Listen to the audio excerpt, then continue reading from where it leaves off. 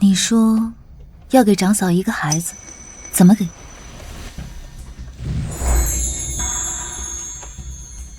昨夜我已宿在听雨轩。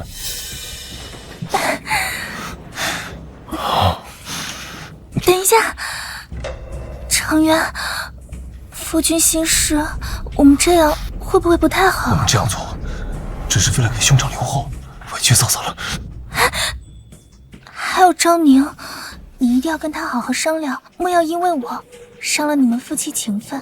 我和嫂嫂都是为了兄长血脉，哪像陆昭宁，只知道拈酸吃醋，不顾全大局。嫂子深明大义，跟他没什么好商量的。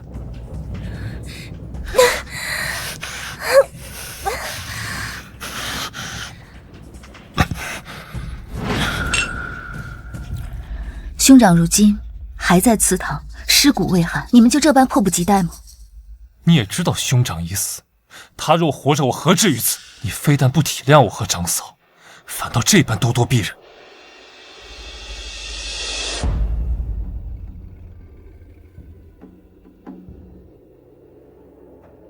顾恒，你10岁名满天下，16高中状元，成为天子近臣，后任军师，收复漠北。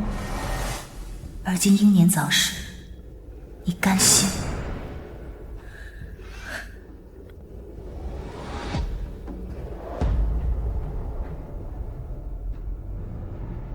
那我只问你一句，你已决定这么做，不会更改，对吗？你已决定这么做，不会更改了，对吗？当然，此事父亲已同意，本不需要征询你的意见，是长嫂。他觉得应当告知你什么？好一个告知！那倘若我不同意呢？那我便休妻另娶。顾长渊，我给过你机会的，那就怪不得我了。好，我同意。此事不要告诉任何人，尤其是你那满脑子算计的商贾父亲。顾长渊，当初你们忠勇侯府亏空10万金，是我父亲出手相助。这2年你的仕途上，我们陆家也没少拿金银帮衬，这些在你眼里都是算计吗？抛开往事不谈，长嫂父亲是丞相，他才是我未来仕途的贵人，你连这都要争吗？顾长渊能有今天的位置，是我陆家用金银给他铺的路，他却以为功劳全在林丞相。你自己好好反省。我去看看长嫂。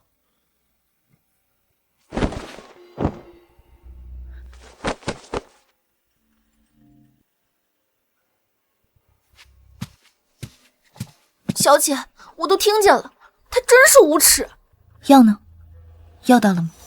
小姐为何不说世子是中了奇毒假死？您可是薛神医的弟子，再加上这西域来的药，定能救活世子。他们不配知道。侯府既如此待我，我便让世子起死回生，亲睹那对叔嫂如何珠胎暗结。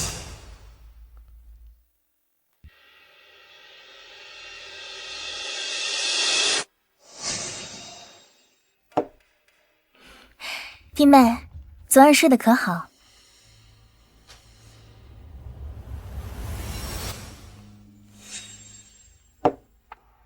昨夜我劝过长渊，让他先陪你，可他就是不听啊。他为了兄长辛苦耕耘，我作为妻子自然是鼎力支持。这傻子听不懂我在挑衅吗？既如此，就说得明白些。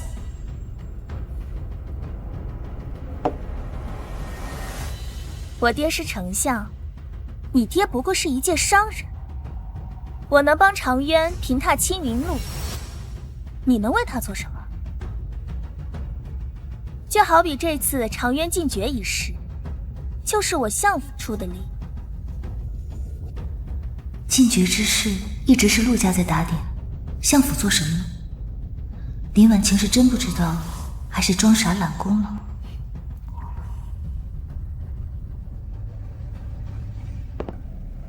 陆昭宁，你自请下堂吧。我没有做错，为何要下堂？我说，你怎么就听不懂人话？你不会真觉得你死赖着不走，就有机会为长渊诞下子嗣，做这侯府将来的主母吧？哼，别做梦！长渊是不会碰你，他呀，嫌弃你这一身的铜锈。长渊还说了，他无心世子之位，他会给我一个孩子，继承这世子之位和侯府。你这辈子都无法越过我，明白吗？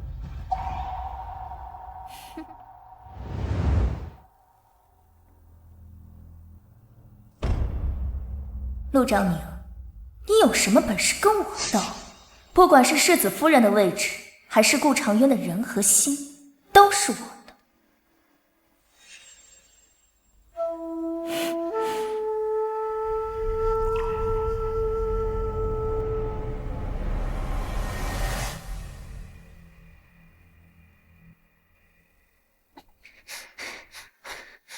小姐，你没事吧？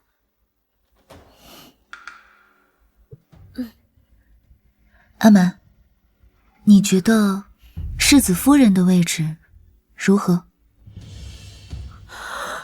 小姐，林婉晴，那就看看是顾长渊先休了我，还是我先取代你。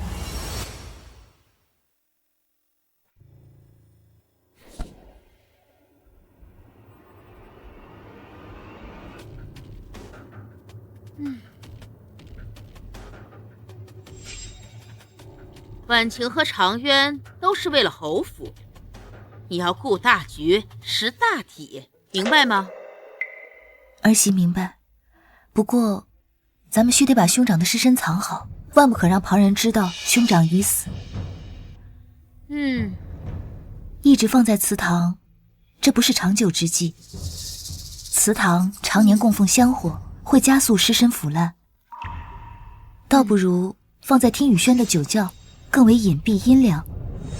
不成，接下来一段时间，长渊会歇在听雨轩，这不妥。酒窖身处地下，何况还与主屋有些距离。我以为兄长购买了寒玉关，寒玉关有镇魂安宁之效，兄长长眠在那里，自然是听不见、看不着的。寒玉关，这东西可价值万金呢。一切以大局为重，儿媳自然舍得。寒玉关既已买了，就依你所言。也不知婉晴何时能怀上，还是保存尸身要紧。你呀，要对你嫂子好一些。长渊进爵一事，全靠他父亲林丞相，让丞相记得你的好，说不定你的父亲还能混上个皇商。这圣旨还未下，母亲就这么肯定夫君能进爵吗？那是自然。婉晴可是都说了，为了这事儿，他父亲可是没少在皇上面前美言。好的，母亲。难怪顾长渊愿将侯府的爵位让给大哥一脉，原是想着一门两爵位。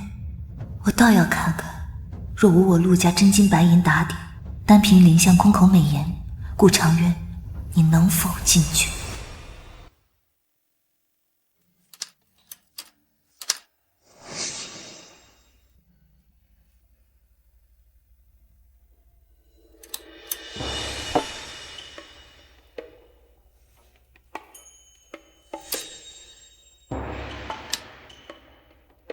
这听雨轩的饭菜怎么没这么好？将军，这都是小姐自己贴钱买的。既如此，以后听雨轩的膳食标准就按照这个，你们直接去采买双份。你那么有钱，怎么不肯为大嫂买点补品？可是我刚为兄长采买了寒玉冠，又为了将军进爵的事情打点了不少的达官贵人，这手里啊实在没有闲钱了。你为兄长买棺材就罢了，打点贵人，你一个妇道人家，懂什么官场进退？简直是花冤枉钱！我进爵自有丞相相助，板上钉钉，用不着你画蛇添足。将军所言极是，那一切都听将军的。你笑什么呀？我一听说将军马上就要进爵了，心里啊着实的替将军高兴，所以才忍不住笑出了声。你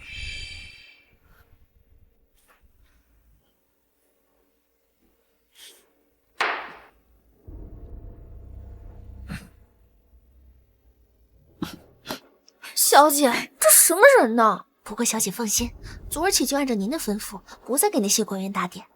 奴婢倒要看看，没了您的画手添足，咱们这位姑爷到时候怎么哭。我交代你的事情，你办得怎么样了？小姐放心，世子昨天已经被送去听雨轩了。虽说酒窖位于地下，但按照您的吩咐，用竹筒和细绳制成了传音筒，到时候主什么动静，保证酒窖听得清清楚楚。准备一下，今夜就为世子施针。若顺利，他应该很快就可以恢复听觉。若世子真能听见，岂不就知道将军和林婉晴？嘘，小姐，世子爷长得真俊俏。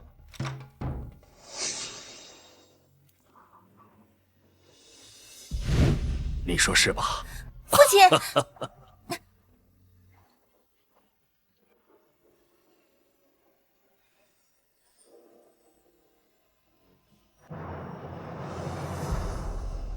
你这个野丫头，成何体统？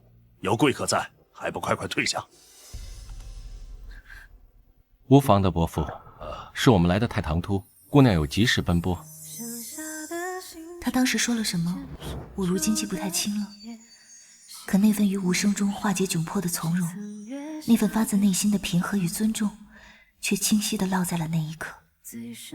我满身泥尘站在光洁厅堂里，自觉狼狈，他却让我觉得这并不算失礼。真是天妒英才，世子体弱多病，本就是短命之相，又被人下毒谋害，妻子和弟弟还做出那种事。西域奇药的药性已经完全浸润此针，定能解这热毒。阿蛮，为世子更衣。啊，小姐要脱世子的衣服，不然呢？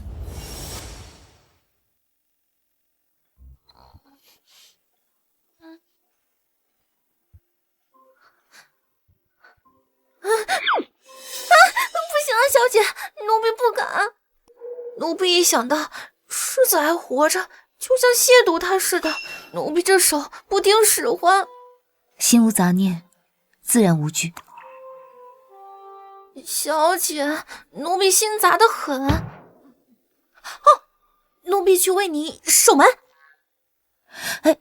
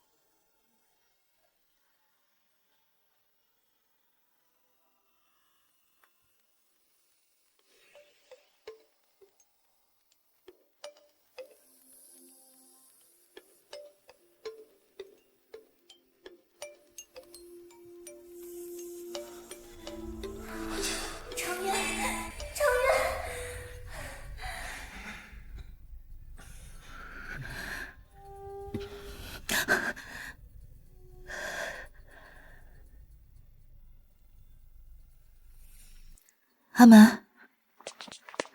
这俩人真是的，折腾了这么久。小姐，没事吧，小姐？无妨，扶我回去。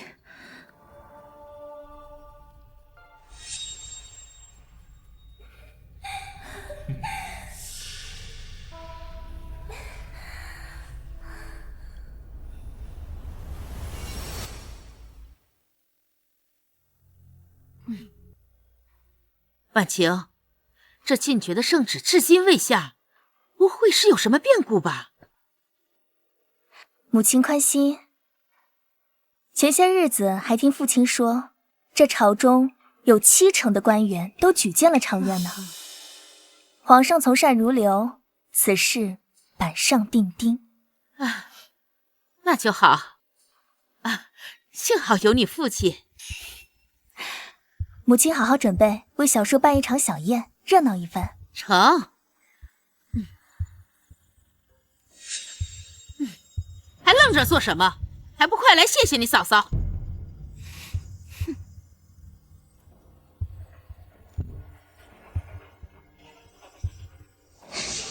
那边有劳嫂嫂和丞相，费心了。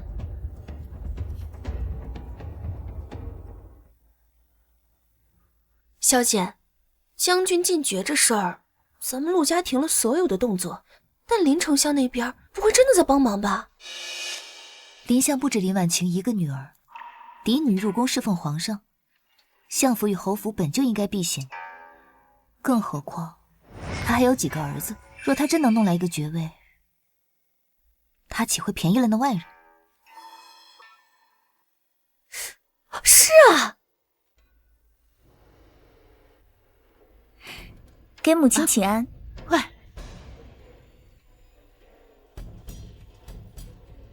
婉晴啊，都这么多天了，圣旨怎么还没下呢？都这么多天了，圣旨怎么还没下呢？母亲放心，父亲既没有让人来传话，想必此事不会有变数。可是这圣旨一日未下，我这心就一日难安，总想为夫君做些什么。我愿将我全部的嫁妆全部拿出来，交由嫂嫂打点，也算是助了夫君一臂之力。陆昭宁那些嫁妆，早在他成婚第2日就被我封存在库房了，这个时候动他做甚？弟妹不必如此。这贱人，眼看长渊要进去，知道他没出上力，着急了。行了，这事还轮不到你。母亲，求您让我为夫君做些什么吧，那可是他的前程啊！竟敢拿长渊的前程来压我！罢了，反正长渊禁诀之事也无需额外打点，放在天宇轩，林婉晴也没那个胆子擅自动用。难得你有这份心。行，婉晴啊，你就代为收着吧。是，母亲。小姐，为何把嫁妆给林婉晴？若非如此，荣维院岂肯交出我的嫁妆？可到林婉晴手里，不把她给用了吗？他不会的，人性如此。林婉晴笃定顾长渊会进爵，怎会容许别人锦上添花，抢夺功劳呢？小姐今夜还去为世子施针吗？世子现在能听见吗？习武之人施针1到3次即可，可是世子体若未曾习武，恐需3日以上。真希望世子早醒早听见，好把这对狗男女捉奸在床才好。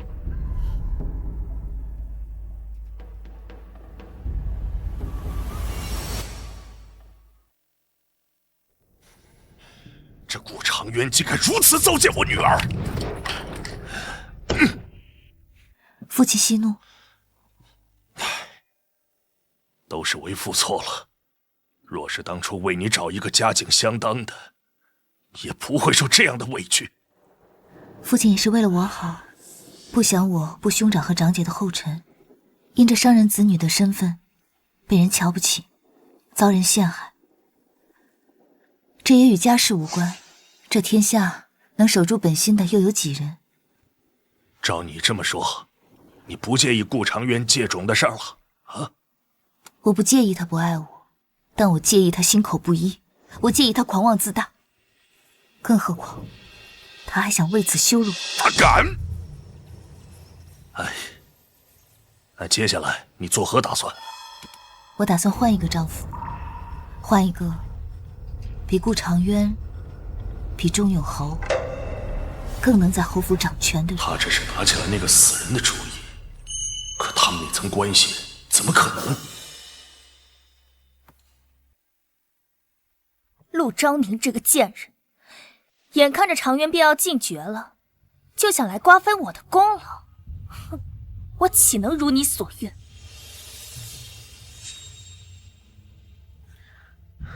嫂嫂，这是什么意思？长渊啊，昭宁为了你进爵一事，执意要将她的嫁妆全都交由我来打理。他就要为我倾尽所有。看来他最近对我冷淡，还以为……看来他对我的情谊一直深藏着。只是你也知道，这进爵之事已是板上钉钉，哪还用着这些东西啊？待圣旨一下，便将他们都还回去吧，免得外人误会你是靠妻子的嫁妆才得的爵位，污了名声。是，还是嫂子想的周到。等到长渊进爵成功，功劳都是我一个人，谁都别想称我。陆昭宁也是够傻的，居然以为有钱就能打点一切，帮顾长渊进爵。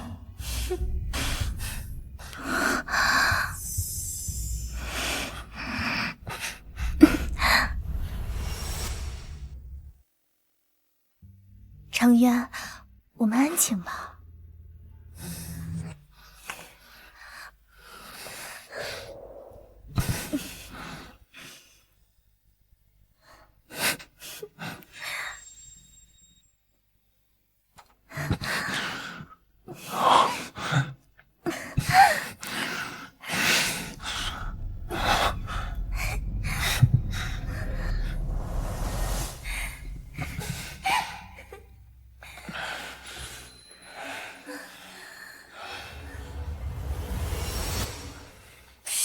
小姐，要不我们还是一会儿再来吧。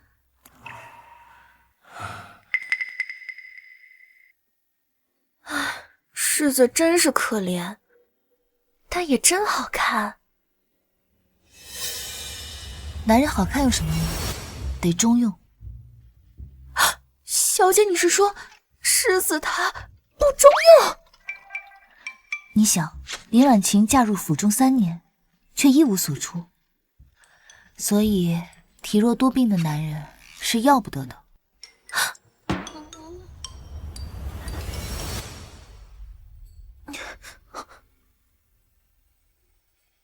定是看错。小姐说过，世子不通武艺，至少3次失真才能恢复听觉呢，这才第2次。小姐，奴婢去守门。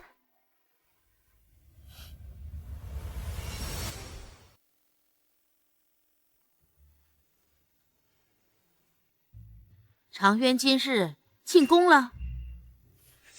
是呢，听长渊说是为了进爵一事。好，总算定了。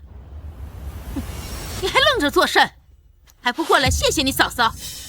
母亲莫急，等夫君回来，我跟他一同谢过嫂嫂，更好不是吗？将军回府了。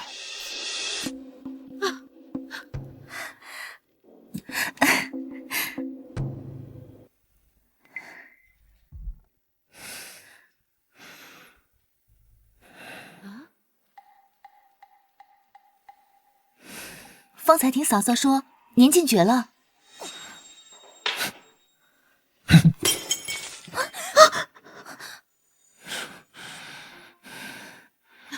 长渊，你倒是说句话呀！这是怎么了？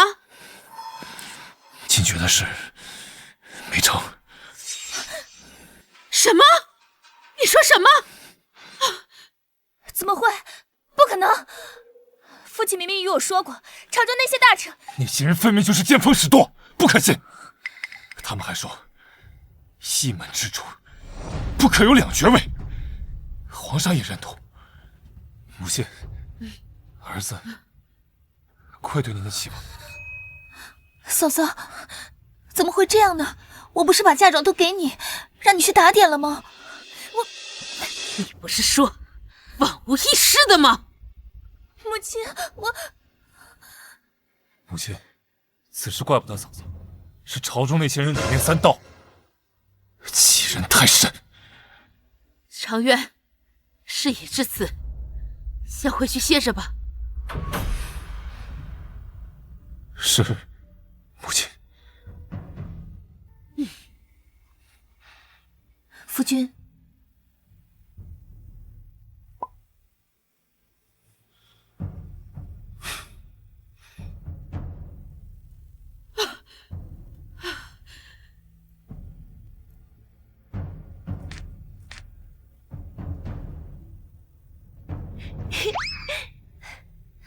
小姐，你刚才看见他们的脸色了吗？真过瘾，爆呀！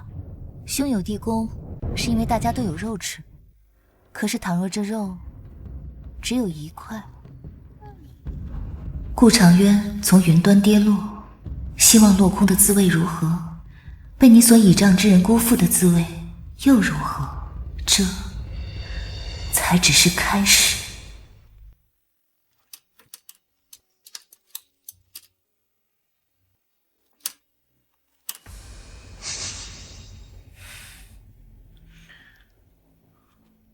我们早日安着吧，早生个孩子。只有一个爵位的情况下，嫂嫂那边我就不可再去了。将军糊涂了不是？嫂嫂那边可还没动静呢。什么时候这么大度了？你看我夜夜宿在天宇轩，你不生气吗？难道不想我留下来吗？我自然是希望将军日夜宿在我这儿，可是眼下只有一个爵位，我怎好赶在嫂嫂前头怀生孩子呢？其实，不会吧，将军，该不会是想独自霸占爵位吧？什么霸占？我只是……啊，对，一定不是这样的。像将军这种深明大义的人，一切肯定是以兄长的后代为主，对吧？更何况，现下刚刚得知有一个爵位，将军就急着要宿在我这儿，让相府那边知道，可是要多想的。将军的仕途可不都是靠着相府吗？说得对，不能只顾着爵位的事，还需稳住相府。你早点休息吧。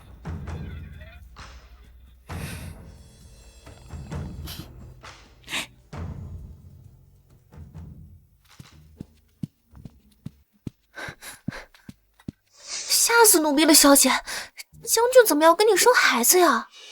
因为狼多肉少啊，顾长渊，你的心已经乱了。长渊，你别走！当初嫁你兄长，并非我所愿。我心中从始至终只有你一个人。爵位就一个，我必须得早点生下孩子。我不怕告诉你，其实世子出世，我是有一丝庆幸的，因为我终于能得偿所愿。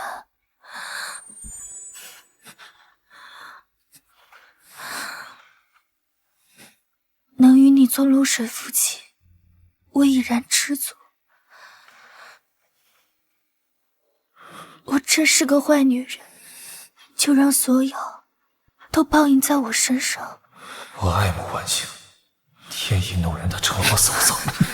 如今兄长病逝，就当是上天垂怜，冤我心人。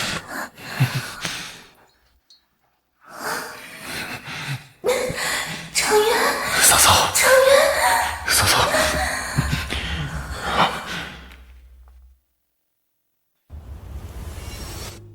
体内余毒还未清理干净，运功无济于事，还不能动，需静待时机。早恢复听觉，一直是谁救我，只是不知他为何要让我听见那等事。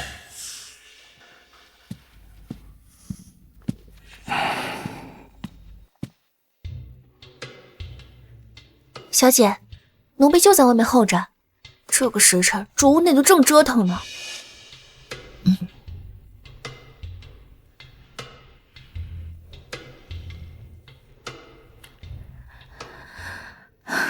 从明日起，就晚一个时辰再来。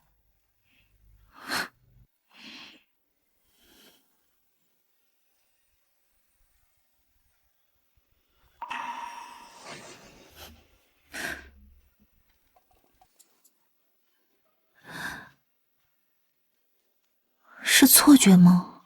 还是他已经有了些许反应？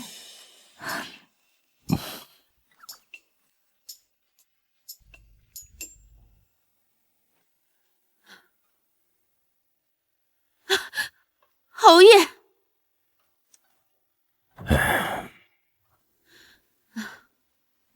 侯爷，爵位落空，如今爵位只剩下一个，是留给长孙呢，还是留给长渊呢？自然是给长渊，能撑起咱们顾家门楣的非他莫属。长孙年幼，能顶什么用啊？我们顾家真是命途多舛，恒儿没了，如今爵位又只剩下一个。夫人啊，事已至此，哀叹无用。我呀，是担心婉晴，毕竟是我们促成她与苑儿欢好，又许了长孙爵位，现在反悔，若林相闹僵起来，闹？哼，他凭什么闹？这种阿杂之事，他有什么脸闹？只是这恒儿的尸身，恐怕放不长久了。下个月我生辰，借机宣布恒儿死讯。万一这期间婉晴要再有，岂非恒生枝节？不如在他的饮食里放些避子药。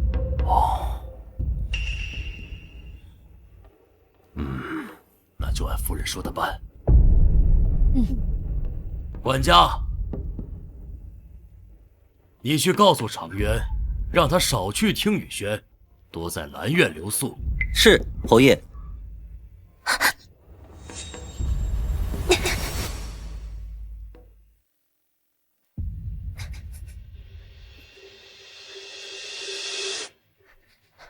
小姐，不好了，侯爷他……好一招过河拆桥，高门显贵，皮囊之下尽是些魑魅魍魉。小姐已经不想和将军做夫妻了，侯爷却让她宿在兰苑，我们该怎么办？无妨，有人啊比我们更着急。小姐是说林婉晴？去吧。是，奴婢这就把消息散布出去。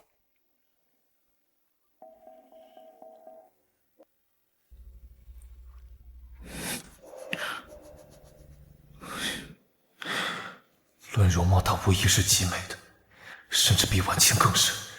但她总能让我想起当初为着10万金被逼娶她的屈辱。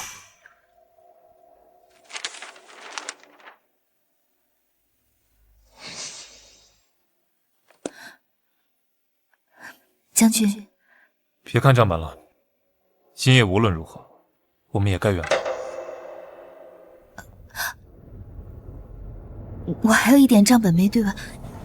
比起账本，我觉得你更应该好好侍奉你的丈夫。你放开我！将军，小姐她……放肆！本将军在与夫人安置，你进来做甚？出去候着。可是……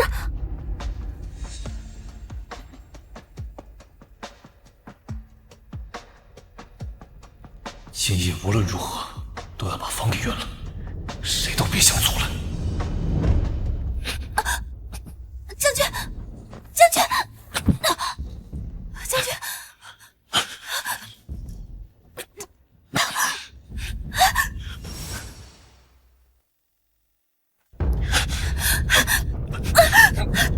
将军，我家夫人病得厉害，请您去看一眼吧。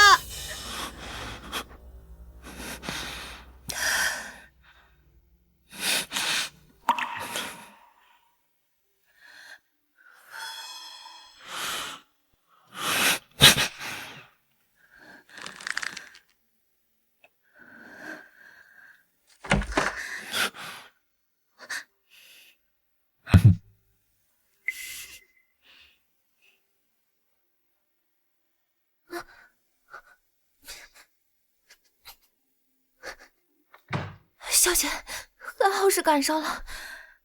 您别说，还得是林婉晴。对啊，她也算是救了我吧。距离宫爹的寿宴还有月余，今晚能躲过元芳，明晚呢，还是得想一个一劳永逸的法子。昭宁，你好多日子都没来了。这就是来给祖母赔罪的。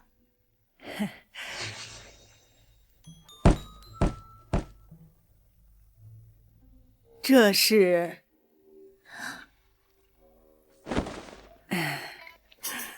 我呀，过来给祖母您施疾。老婆子我硬朗得很，哪里用你来施疾呢？趁年轻，你和长渊赶紧生个孩子才是正事儿。祖母不喜欢张宁陪着吗？说的哪里的话，府里就你和恒儿还操心我老婆子，我巴不得你天天来呢。哈，不是小夫妻俩出问题了呀？也罢，想住多久就住多久吧。祖母这儿永远有你的地方。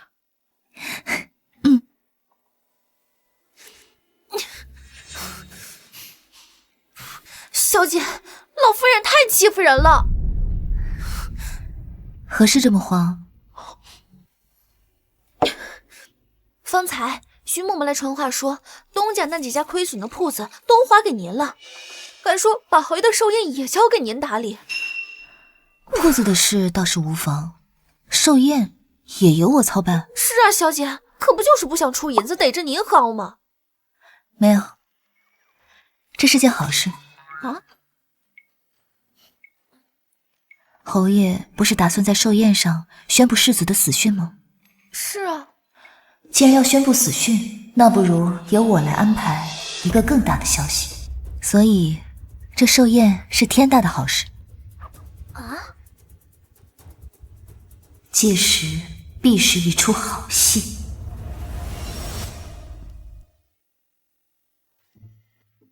二夫人这份孝心，连侯爷都比不上。自她来后，老太太脸上的笑容也多了。好孩子，先起来。祖母有要紧话同你讲。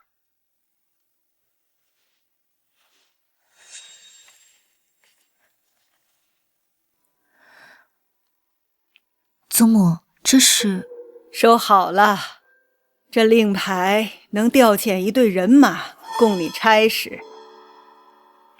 祖母出身将门，10年前母族因大案被抄，唯有她这外嫁女得以幸免。这令牌想来是祖母放生的。他们是苦命人，我偷偷养着。如今我怕活不久了，就托付于你。若养不起，就遣散了。祖母是想让这些人护着我，真养不起，直接遣散就是，犯不着交到我手上。祖母，您切莫这么讲，在昭宁心里，盼着您长命百岁呢。不过您放心，这群人我会替您照看好。好孩子，这是侯府还你的，你操持铺子辛苦，却不受重视。二夫人，侯爷可没少打着令牌的主意，老太太谎称都遣散了，侯爷这才死心。二夫人，老太太是真心对您的。昭宁感恩祖母照拂。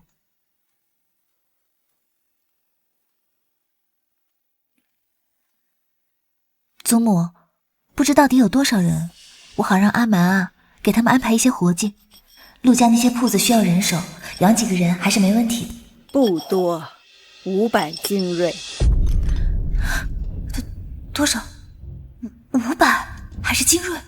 侯府的精锐也不过50人，老太太居然暗中养着500个。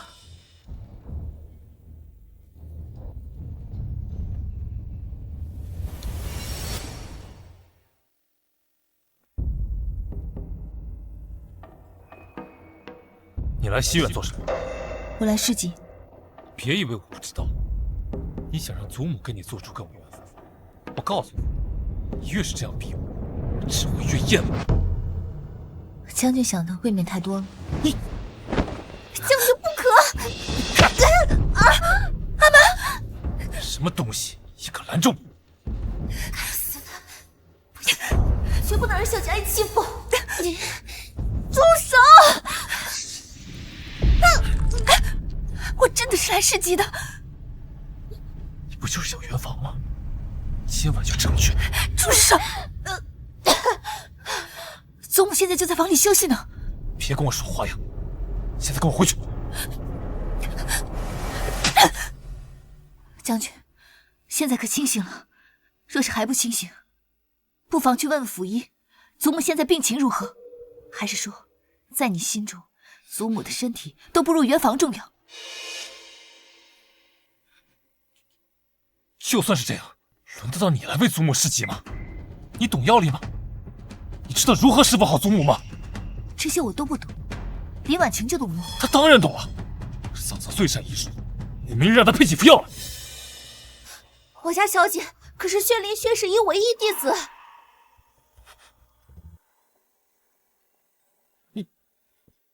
你怎么可能是薛神医的弟子啊？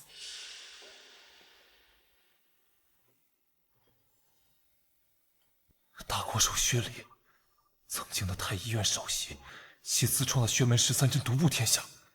他归隐后，连皇上的面子都不给。陆兆宁怎么可能是薛灵的徒弟？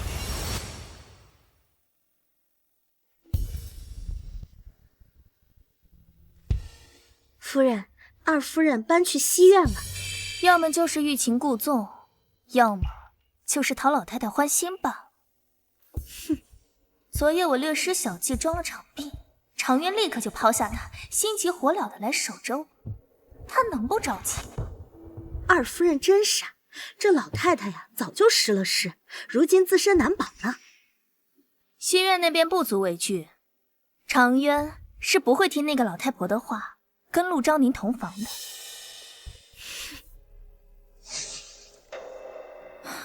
把这些菜都撤下去，倒干净。夫人，这婢子要的饭菜能撤换，可是将军若是不来，您一个人怎么能怀上？备些暖情香。常渊本就倾心于我，他的身体更是无法抗拒，不可能忍住不来。嫂嫂，嫂嫂最近休息可好？身体如何？好多了，昨夜多亏你了。嫂嫂，您可知薛林、薛神医？当然，薛神医乃我辈楷模。不瞒你说，我少时曾一度想要拜入薛神医的门下，可惜他老人家不收徒了。不收徒，那便是没有亲传弟子。非也，听说他有一位关门弟子，倾囊相授。关门弟子，是男是女？我只听说是一位天赋卓越的小公子。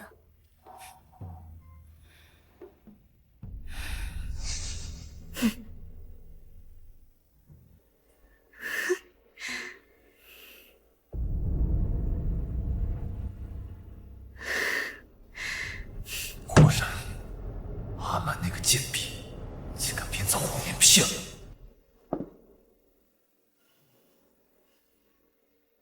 好啦，别再想那些不相干的人了，我给你按按头。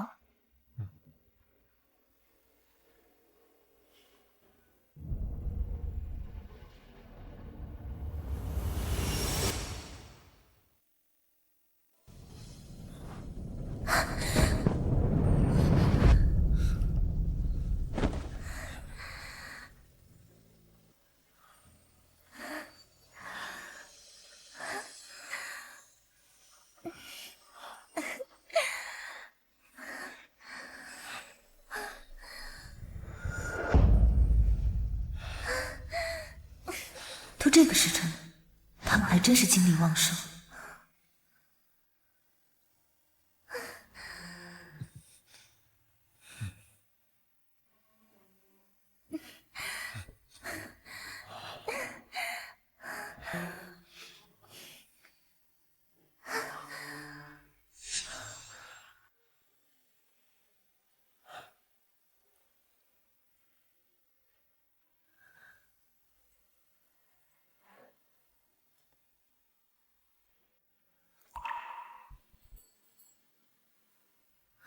他果然能听见。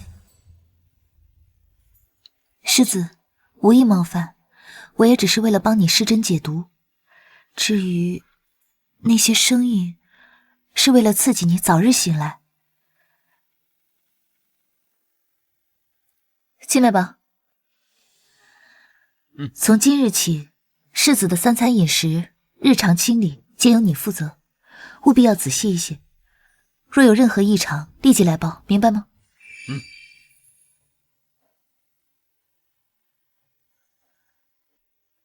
喂他吃点东西。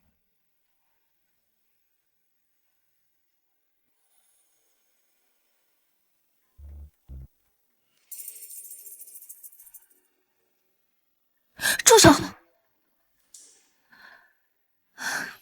我来吧。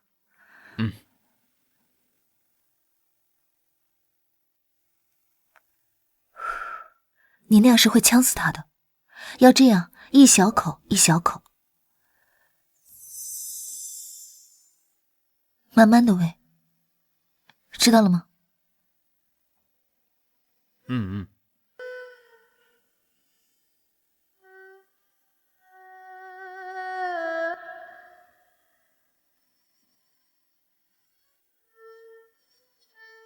交给你了。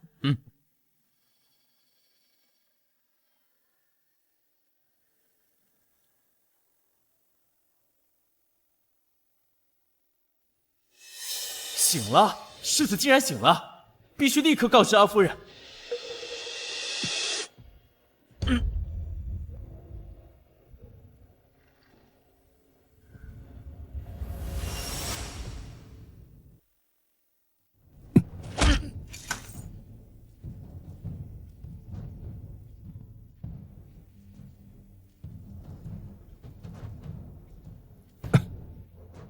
不要声张，否则你的主人会被牵连致死。世子既然醒了，为什么不告诉侯爷他们？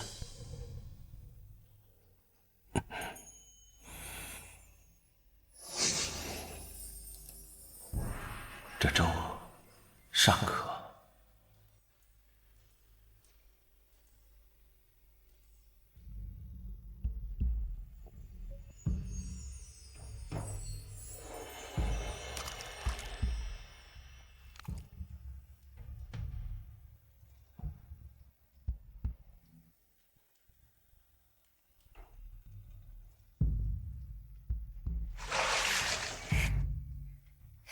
小姐，你先泡着，奴婢去把小厨房新晒的玉梅花瓣拿来。好。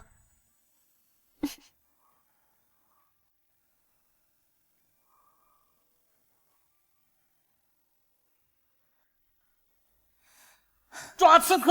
有刺客！抓刺客！有刺客！刺客！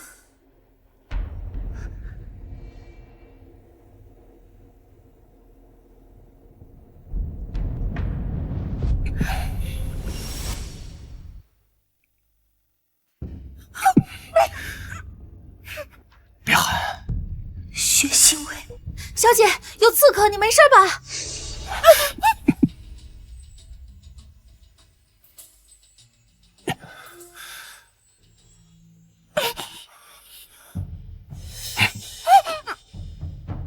让他走。小姐，小姐，你在哪儿？小姐，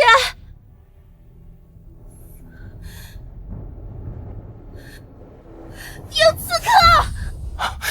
你，小姐，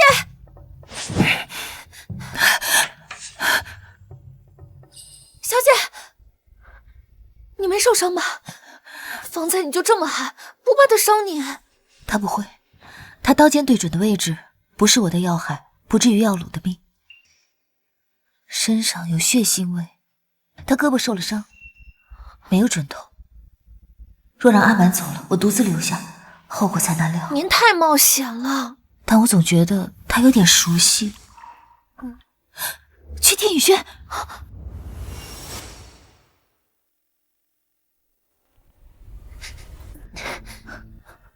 你去门口守着。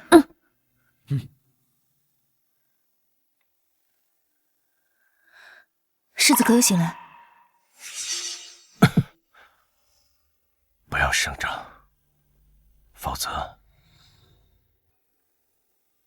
你的主人会被牵连致死。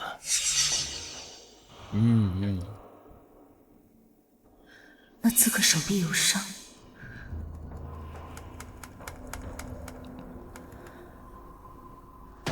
根据脉象，他并未完全恢复，不可能醒来，除非他武功盖世，能用内力强行改变自身脉象，伪装出病态。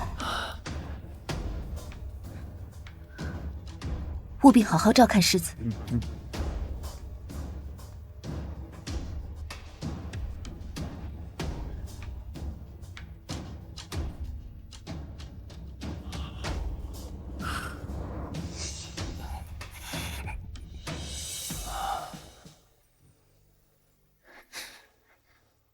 小姐，世子出什么事儿了？他很好，而且他已经醒了。什么？什么？世子已经……那为什么不？顾恒或许比我所想的还要深不可测，戳穿他的伪装与我无异。现下我只需做好一个被侯府亏欠的受害者，以及他的救命恩人。至于他想做什么，与我无关。记住，侯府水深，装作糊涂方能保命。是，小姐。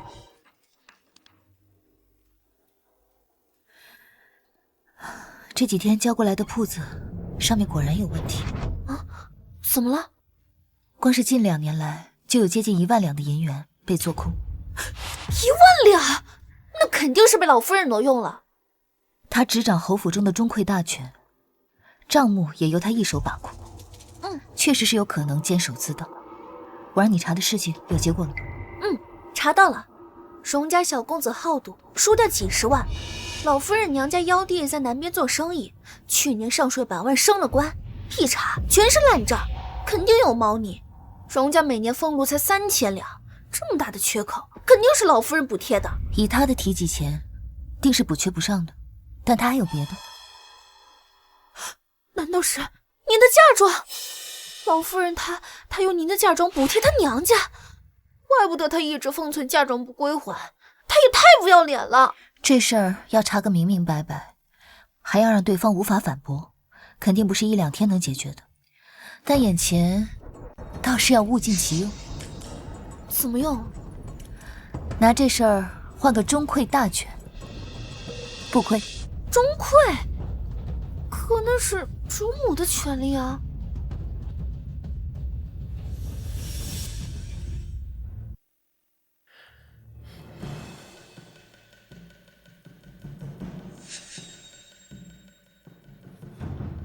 军饷还没到，这都迟了5天了。将士们心中早有怨言，这样下去，让我如何安抚？将军，那户部小的去了3次了，每次去他们都说等等等等再等等，您是没看见有多敷衍？不应该啊，看在丞相的份上，户部也不敢这样怠慢。将军，夫人她自尽了。什么？嫂嫂，别救我了，我没用，我怀不上孩子。那些饭菜里放了避子药，我这些日子不敢碰它，就是怕药伤了他身子。是我没用，若能靠战功进爵，父亲他们何须出此下策？嫂嫂，这不是你的错。常渊，当初将你兄长非我个人所愿，这一次求求你你就让我听从自己的心一次吧。兄长从小到大什么都比我强，可他的妻子心中装的人竟然一直是我。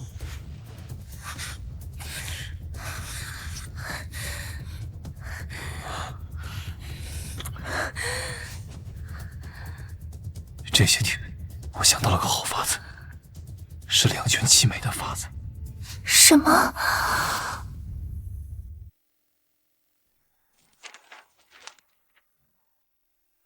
小姐，昨晚林婉晴又闹自杀，这种事儿只有将军会信。那边的事情我不关心，这个账目你去对照清楚，婆母吞下的钱，我要算得明明白白。是。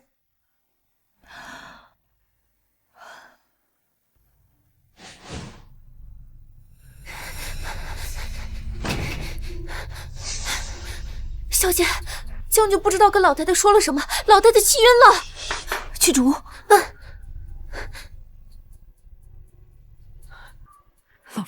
老夫人，你快醒醒！祖母，老夫人醒醒啊！祖母，祖母如何了？恒儿没了。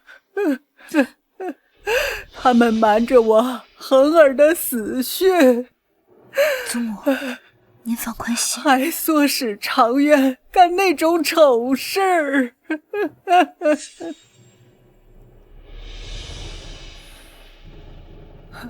我不想看到他。关门。不是。恒儿，服下。阿满。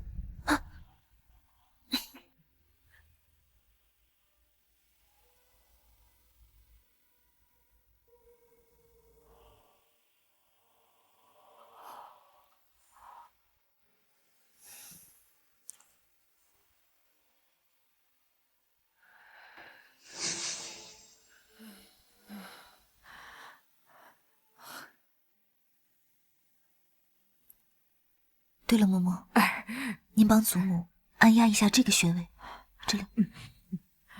阿满，我们出去。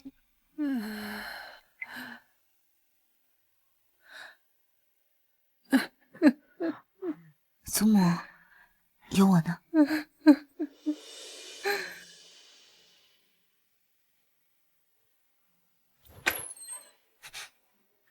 祖母她怎么样了？出去说。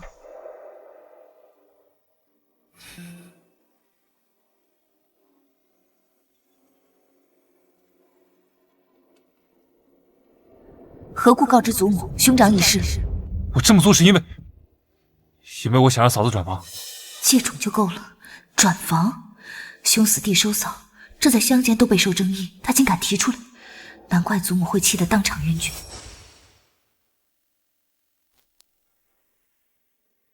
此事，父亲他们也同意吗？当然了。好，既然你们已经做了这个主，何故还要去刺激祖母？祖母还有一个儿子，英勇战死沙场，皇上曾亲口答应祖母，给他一道空白圣旨。你们想以祖母儿子的战功去皇上那里请旨，换取你跟李婉晴的婚事？他这是在恶心祖母，也对不起那战死的英雄。有何不可？左右祖母年纪已大，本就无所求，这样也是为了兄长。我若娶了嫂子，兄长在九泉之下也可安心。最重要的是，有我是两全其美，既能承袭侯府爵位，又能不辜负嫂嫂。那嫂嫂就甘愿做妾，一辈子屈于我之下，还是说你想休了我，让给他做正妻之位？别胡说，我怎会休妾？至于什么妾不妾的，你就这么在意吗？嫂嫂可没说过，她要跟你争正妻的位置。那也得她有资格争才是。昭宁，你是我的妻子，这一点不会改变。祖母身体也有好转，你早日搬回兰苑，我们早日圆房，这样你就不会胡思乱想了。又是圆房，得先稳住顾长渊，熬到寿宴才能摆脱他。好，那一切都依将军的。这就对了。祖母喜欢你，你帮我多劝劝她。若是祖母答应了去请旨。你父亲想当皇商的事情，我一定全力相助。好，那多谢将军了。别忘了，早日回兰苑。我去给祖母示警。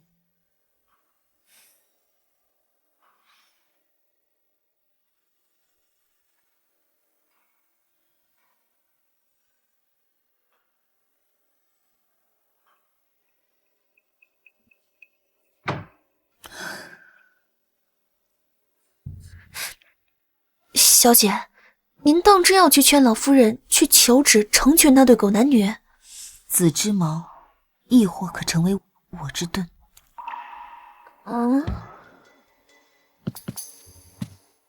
谁？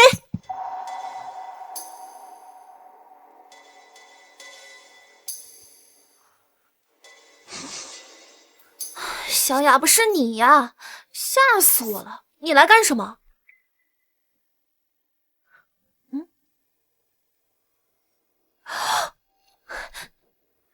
小姐，世子要见你。小姐，世子要见你。小姐，这世子愿意露面，我们是不是可以行动了？那对狗男女，走吧。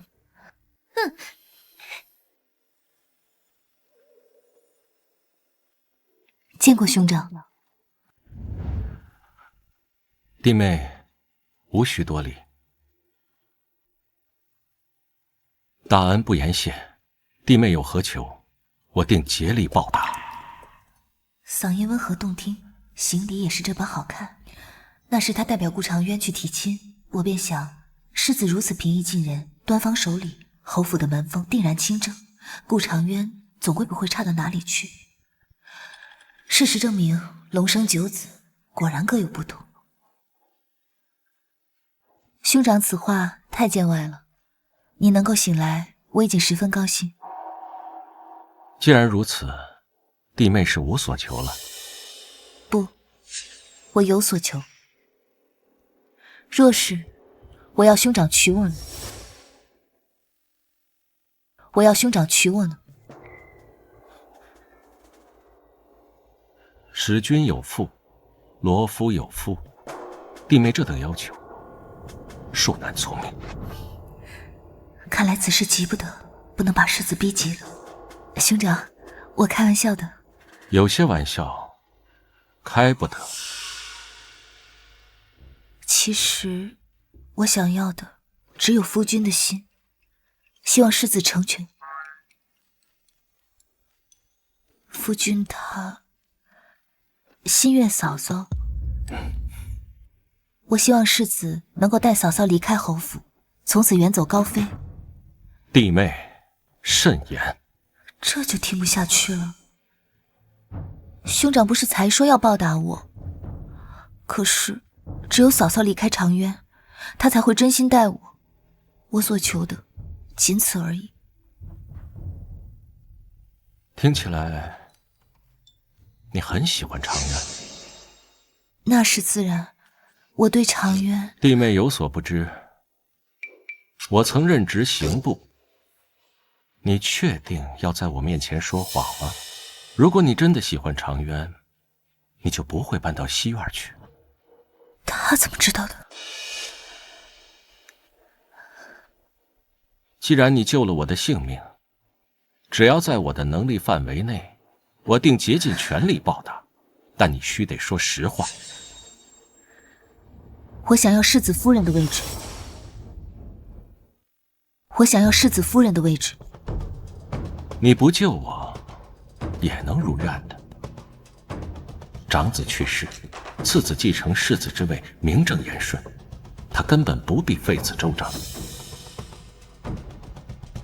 我救你，一是医者仁心，二是夫君喜欢嫂嫂，这是实话。即便我成了世子夫人，他也早晚将我休弃。只有你带嫂嫂远走高飞，我才能高枕无忧。你如何确定我一定会离开？无妨，离寿宴还有几天，望兄长好生考虑。他的言行有矛盾，想必他真正所求并非如此。小姐，世子有说什么吗？那对狗男女。此事他心中有数，我们要做的只有等。世子谨慎，我所图不能一蹴而就。世子不简单，否则不会苏醒后不着急出现在众人面前，而是私下见我。小姐，荣院又来催铺子的账了。今日宫爹跟长渊休沐。是啊。把我那嫁妆礼单找出来。是。趁着今日人齐，是时候算一算这笔账。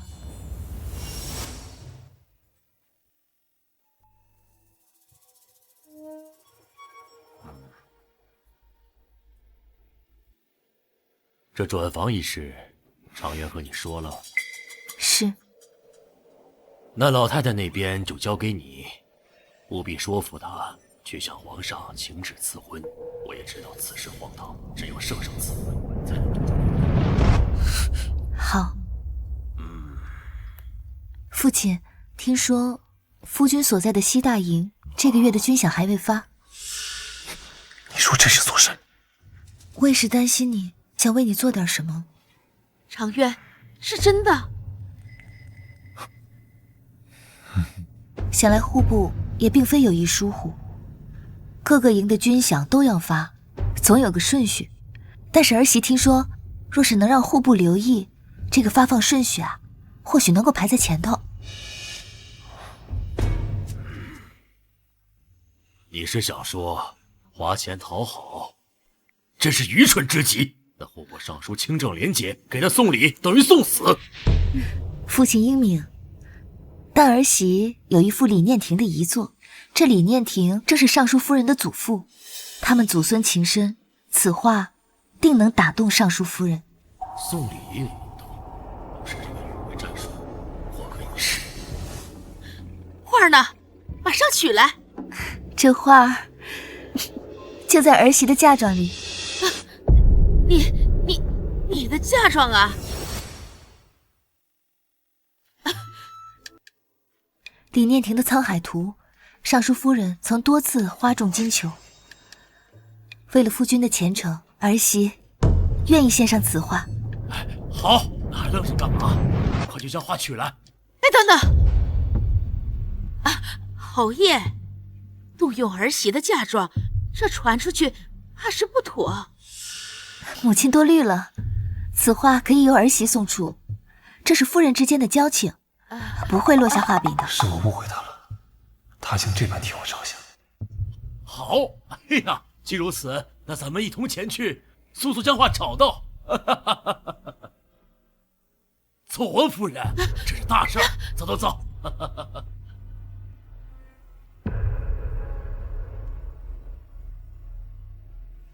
父亲，母亲，这是……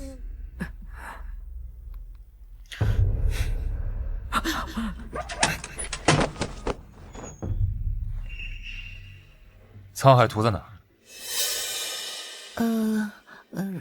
好像是那个箱子。好像。我有点记不大清了，也好像那个。或者……来人，把这个箱子给我打开。是。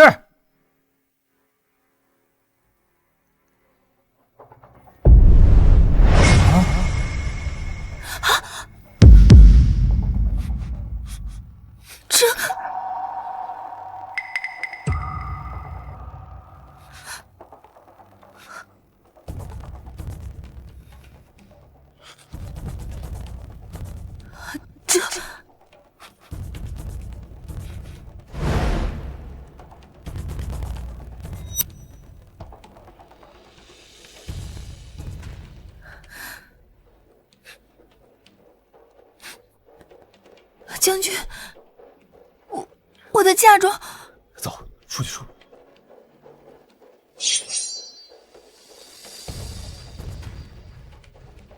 画呢？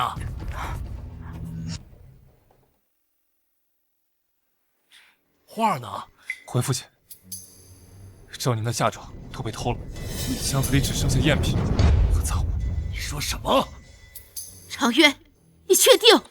这到底是怎么回事？我们没有找到沧海洞，那些金银珠宝首饰都被换成了赝品。赝品？怎么会这样？求父亲为儿媳做主。你先起来。你掌管内院，此事你来处理。我和嫂嫂商量过，那些珠宝再到天宇轩之后，我们就未曾打开，封条都未拆，故此一定是在此之前就遭窃了。母亲，这贼人定是在你的荣威院。还好有常月为我作证。竟向着林婉晴，直接把嫌疑归到了荣威院了，真是个大孝子。常渊说的有理，不过要查不能只查荣威院，婉晴的院子也要查。死老太婆，竟然把脏水泼我身上！那些东西儿媳从未碰过。弟妹，你确定嫁妆被盗，还是本身就是赝品？这，你从未动过？这嫁妆我都说了，是为了打点夫君进爵的事情，难怪进爵没成。嫂嫂，你怎可如此不上心呢？贱人，这都扯到哪儿了？现在说的是赝品的事。昭宁，你嫂嫂说的也有理，那么多件嫁妆，你确定件件都是真品？想是掺了假的，弟妹难道不清楚？不如回去问问陆老爷。老爷，陆老爷就在前厅。好。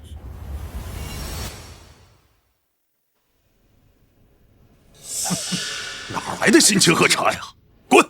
您消消气，侯爷马上就到。陆小天怎么来了？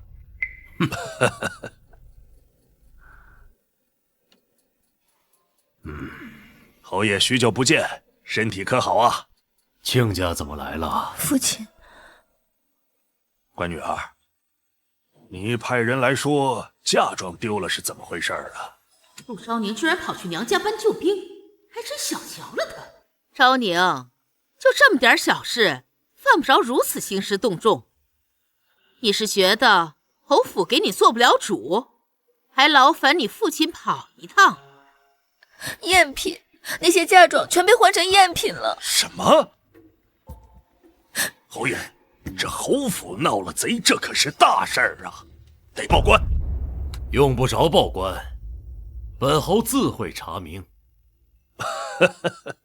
侯爷，我也相信您定能抓住这贼人。嫁妆不多，没了那也就没了，但是这口恶气得报了。这胆大的贼人竟敢在侯府偷盗，定要抽他的筋，扒他的皮。此事还没有定论。是啊，陆老爷，我们刚才正商量此事呢。会不会弟妹嫁妆没有丢，本身就是赝品呢？说的是啊，真有这个可能啊。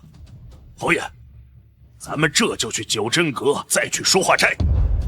他娘的，老子购买时的票据凭证都在这，找他们去。竟敢卖我假货，我弄死他们！亲家，九真阁可都是皇商铺子，到时候必然会闹到官府，给我站住！欺负到我头上来！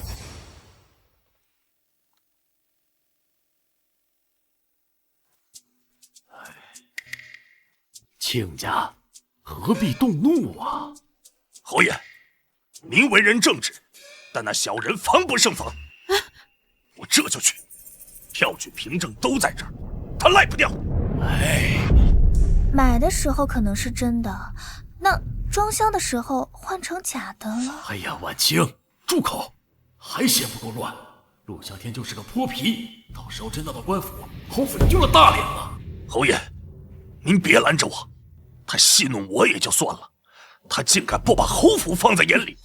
哼，我都说了，我女儿要嫁进侯府，她还敢卖我赝品？哎，亲家，你冷静。本侯认可你的这些嫁妆都是真品，所以侯府定会查明，查出是谁偷的。父亲，您消消火。天杀的贼人！我咒他家破人亡，不得好死！岳丈，您先回府吧。这嫁妆的事情，我们定会查明。贤婿，你这是心疼我呀！哈哈，我好着呢。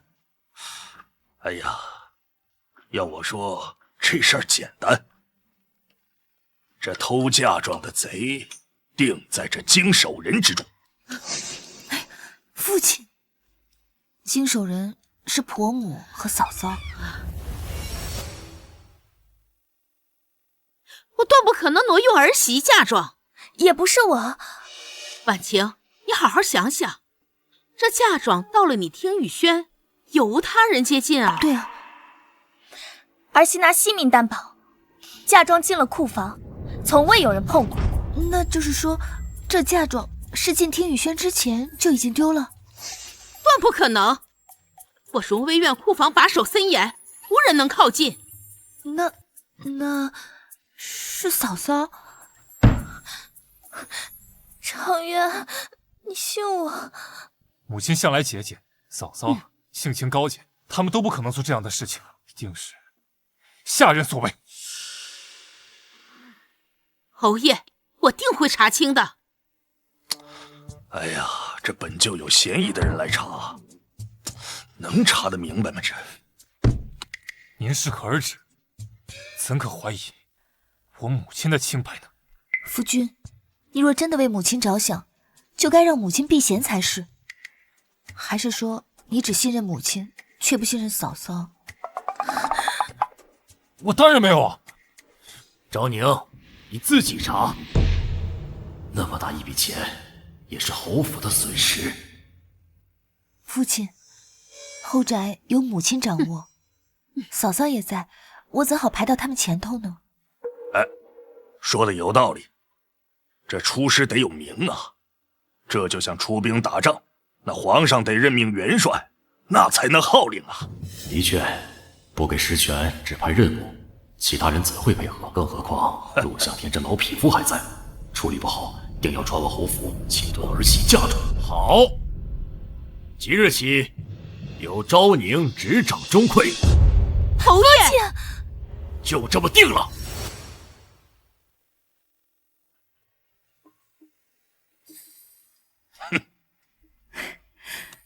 父亲今日好生威风，今日若只有我一人，侯府定会粉饰太平，甚至反咬我拿过来的就是赝品。有父亲施压，公爹怕事情闹大，才得以顺利解决。那是，我若不来，还当我陆家没人了呢。父亲，世子已经醒了。这么快？那你接下来作何打算？世子同意那事儿了吗？哎，要不还是算了吧。这宫中的大臣娶正妻，都不会选商户之女的，更何况是堂堂的世子。顾恒此人心思深沉，绝非一语之辈，让他做我女婿，还真有些受不起。此事我自有打算。总之拿下钟馗大权，以后做事要方便些。嫁妆一事目前尚无实证，我只有先将钟馗大权握在手，才能护好余下的嫁妆，并便于追查婆母偷盗的证据。再者，安排寿宴也不会受到掣肘。至于那些丢失的嫁妆，早晚要他们双倍偿还。我要离开皇城几日，如有急事，飞鸽传书。可是因为大哥的事，我能否做些什么？别忘了你许下的誓言。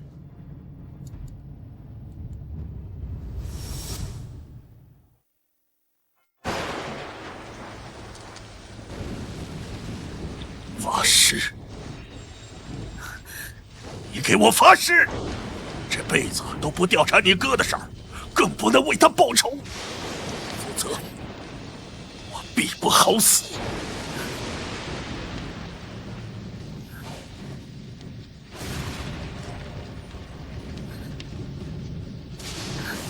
发誓，我这辈子都不会再调查我哥的事情，也不会替他报仇。别忘了你发过的誓言。我知道了，父亲。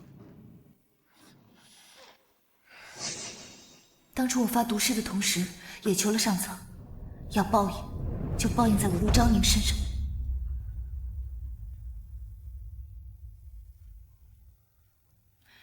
当初嫁入侯府，一为挣脱商贾枷锁，二因不厌烦顾长渊，愿视这做夫妻，其三便是为了蒙冤的大哥枉死的长姐，所以我必须留在侯府，世子夫人之位，我必得之。只有手握权柄，方能不为人鱼肉。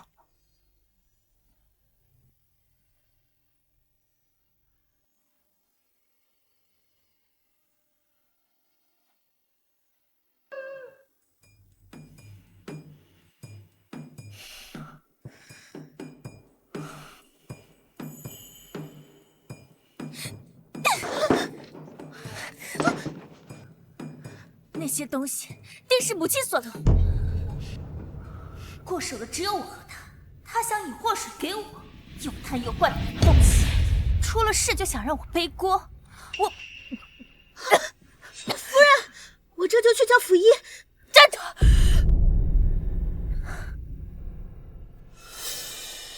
不能叫府医，去，偷偷去外面找个大夫来。难道夫人是有了？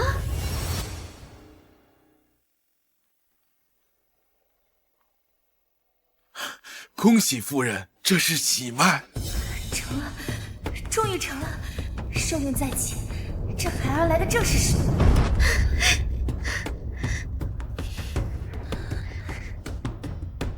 太好了，夫人！有了这个遗父子，再进行转化，便是顺理成章。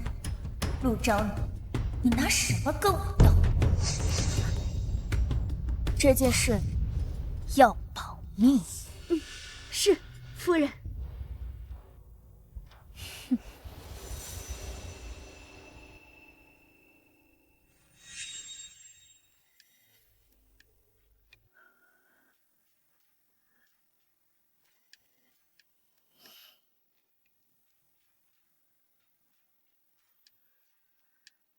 兄长，嫂嫂她有孕了。是吗？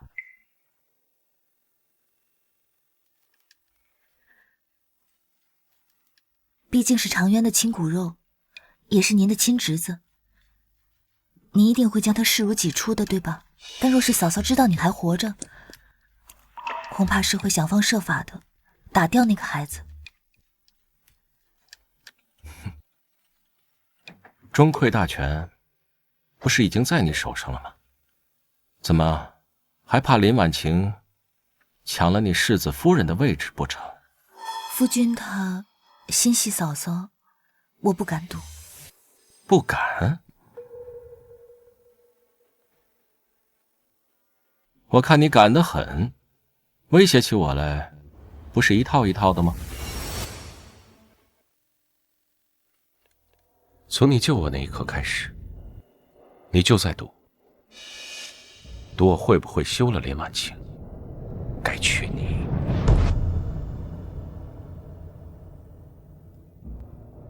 既然说开了，我也无需再隐瞒。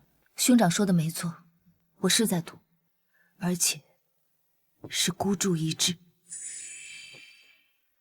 你身为长渊的妻子，就不该有些旁的心思。在侯府，容不下你这样朝秦暮楚之人。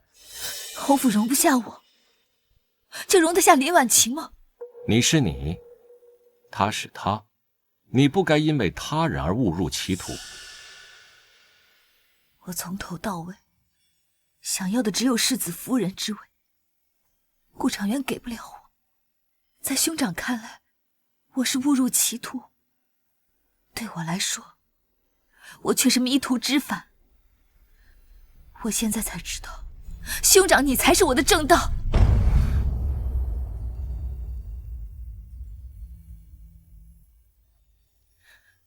兄长并非女子，不懂女子处世之艰辛，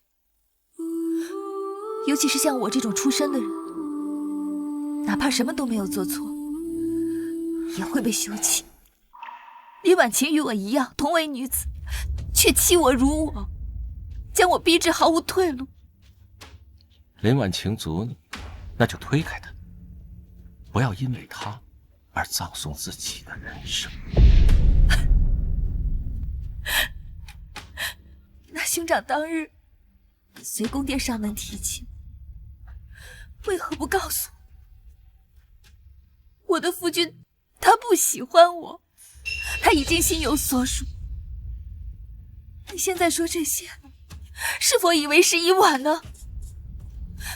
我的人生，在我嫁给顾长渊的那一刻起，就已经被葬送了。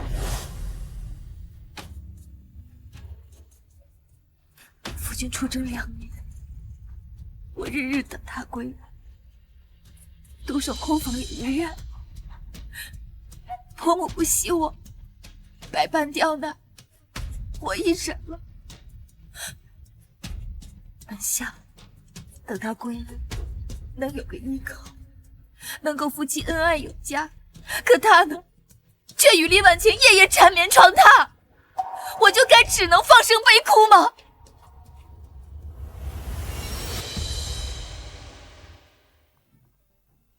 陆氏，终究是我侯府负了你。即使有负于我，更应该补偿，不是吗？补偿也好，报答也罢，让我做什么都可以，但唯独不能娶你。世子，当真要如此无情吗？是，比起我，至少长渊他对你有情，嫁与我，你照样要夜夜独守空房，甚至更甚。这岂是你想要的？可我甚至都不奢望你的情，我只是想要世子夫人的位置而已。顾长渊给不了，你也不愿给我。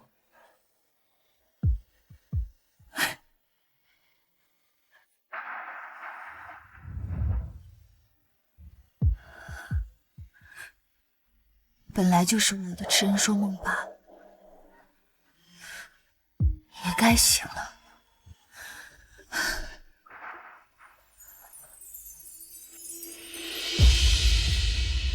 世子，万夫。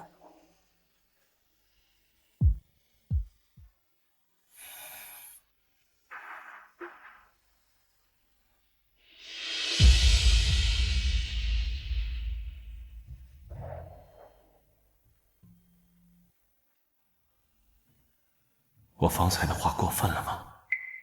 但若非如此，他又如何能放弃那荒唐的念头？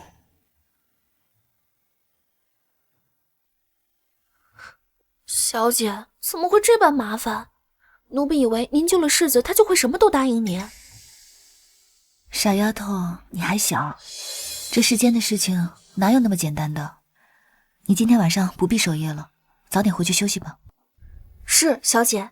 啊，对了，今天晚上你无论听到任何声音，都要装作没有听到，继续装睡即可，懂吗？奴婢明白了。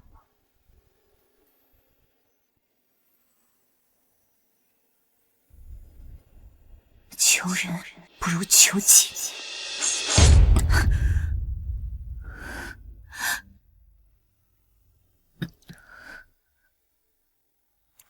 再等等，他一定会来，必须来。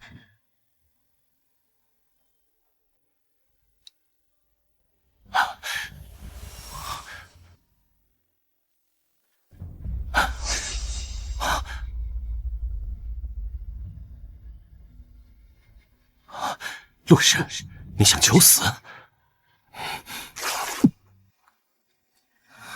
兄长，哪怕救了我一次，救不了我第二次、第三次。糊涂！求人不如自救。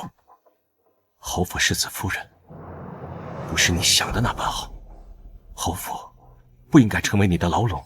若你对长渊失望至极，便合理，侯府会给你补偿的。合理？我灰溜溜的离开，成全那对狗男女吗？不可能，不合理，也不离开侯府。兄长，求你渡我。我说过，我会孤注一掷，包括我的命。你自己的命，如果连你自己都不珍惜的话，没人会善待你。陆氏，别以为我不知道你那些把戏，请你给你自己留最后一丝体面。既然如此，那世子就帮我在寿宴上活过来，好吗？好。现在可以松手了吗？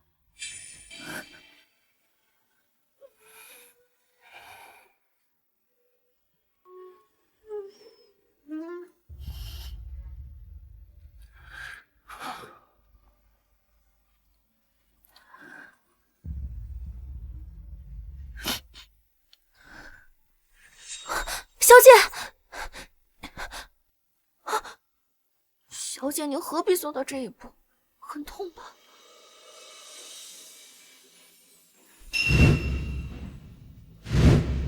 成了，总算没有白费这份心血。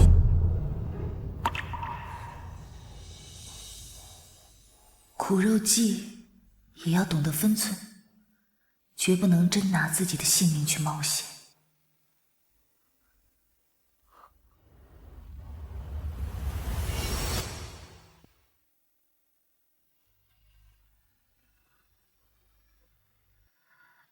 祖母郁气已散，瞧着气色好多了。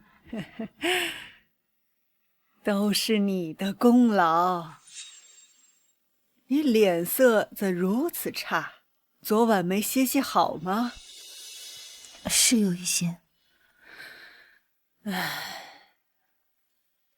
祖母不会为他们求取赐婚圣旨。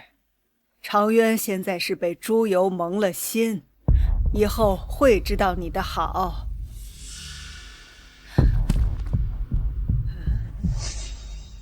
什么东西掉了？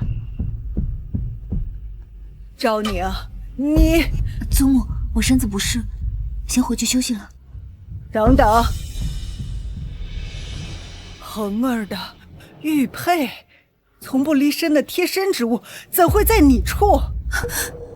祖母，是我的错，是我骗了你。兄长，他没死。你说什么？恒儿还活着？这是怎么回事？长渊不是说他已经……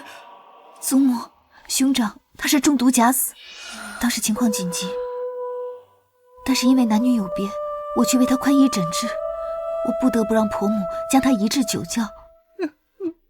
我日夜为他施针，如今他已经醒了。好，好，祖母不怪你，不怪你，你做得对。恒儿他现在还在酒窖，是，带我去看他，现在就去。祖母，现在就去。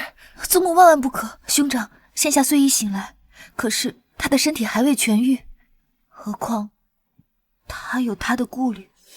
顾虑？恒儿已醒的事儿，府里人还没人知道。是。这是恒儿的意思？是。祖母不觉得兄长中毒之事颇为蹊跷吗？想来兄长也是担心被有心之人再次加害。你这么说，确实要谨慎了。哎呀，快，我光顾高兴了。好孩子，快起来，快起来。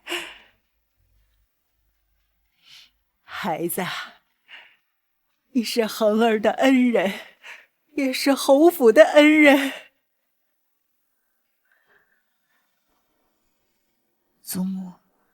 有一事我还未讲。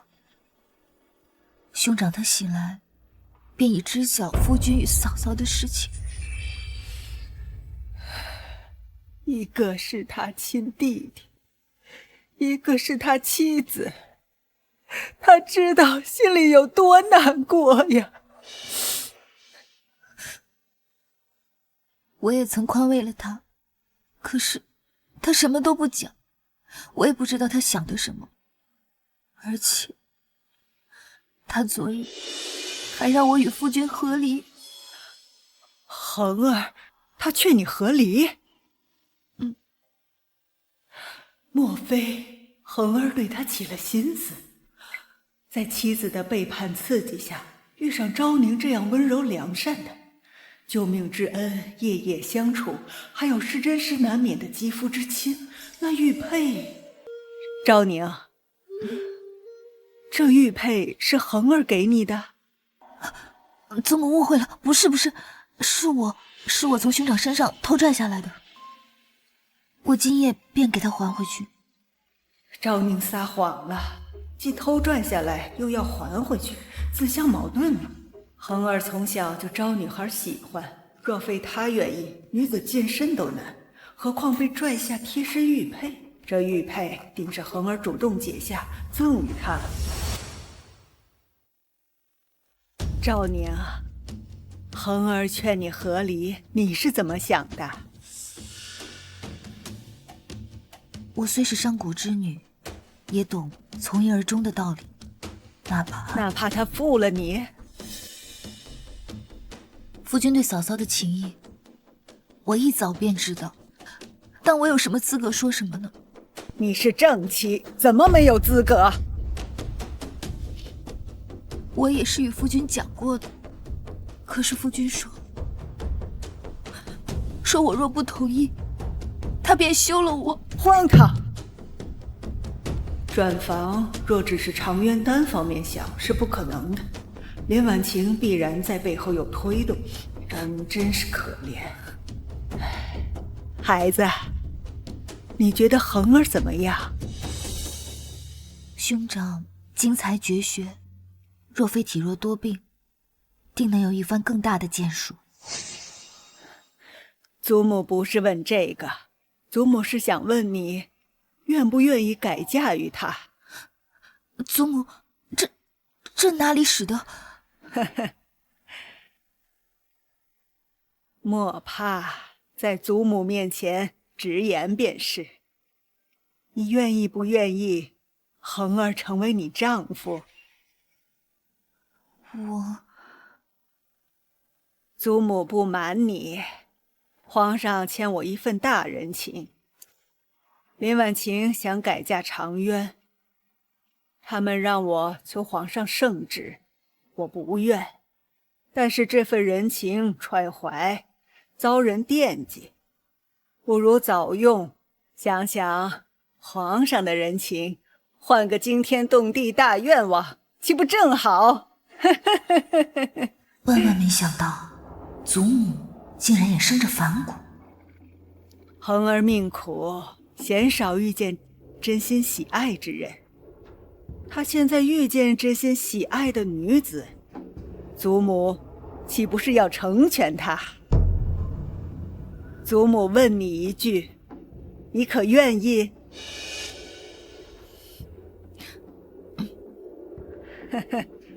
不过祖母放心，我对兄长并无男女之情，但我知道梁国需要他，我今后也会尽心尽力地辅助他，让他多为朝廷效力，令百姓都安居乐业。好孩子，有你在恒儿跟前陪伴，祖母就放心了。祖母这就进宫去。祖母还没有问过兄长的意思。你手里的东西还不清楚吗？去得晚了，怕你后悔。李嬷嬷在更衣。相比长渊恬不知耻的让我去求转房圣旨，我更愿意成全恒儿。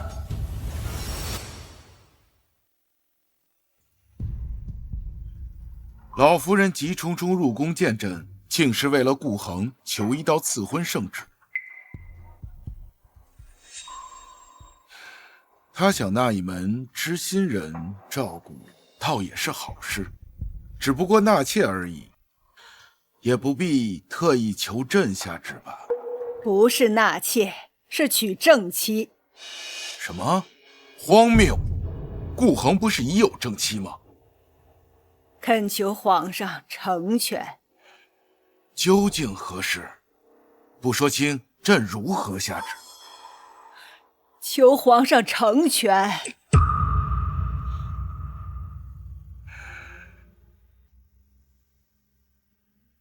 罢了，侯府的家事，朕不过问。只不过你确定你要用朕允你的遗愿用在这件事上？老身想得很清楚。好，来人，拟旨。是。顾恒是国之栋梁，换个妻子而已，又不是要朕的名义，有何不可？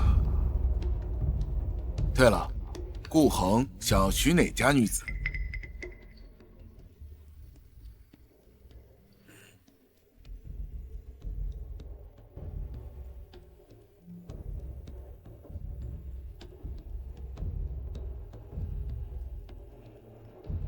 谢皇上隆恩。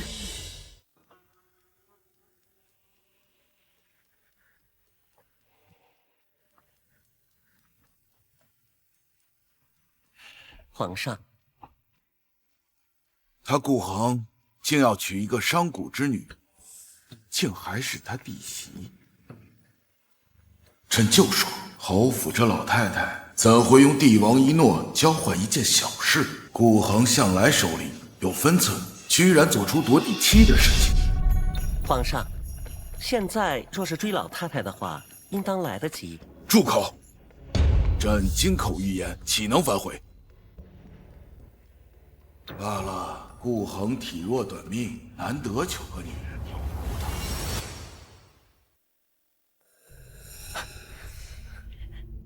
祖母，听说您今日入宫求旨，孙儿多谢祖母成全。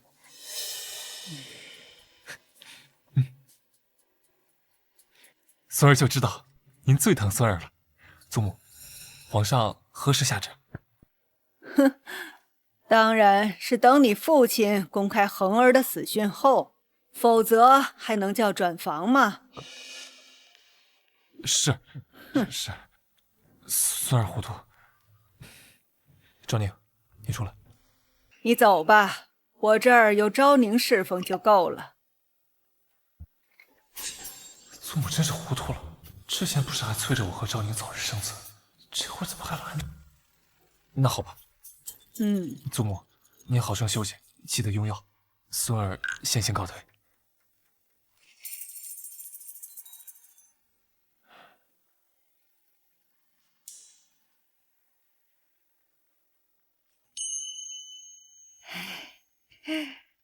其实呀，圣旨就在祖母手里呢。长渊和你和离后，再寻机拿出来，把你和恒儿的事定下来。还是祖母考虑的周到。你几时和离，可想好了？此事毕竟关系侯府颜面，寿宴之前不可在节外生枝，一切不如等寿宴过后可好？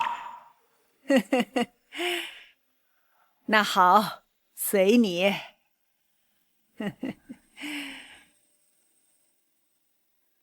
其实我对祖母很是愧疚，实话并不等于实情。我故意隐瞒关键，让祖母会错意，求了这道圣旨。可若是世子愿娶我，我何至被逼到这个份上？我唯一对不起的，就是祖母。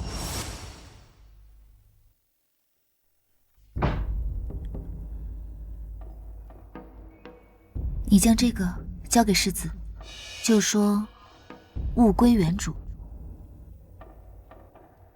是。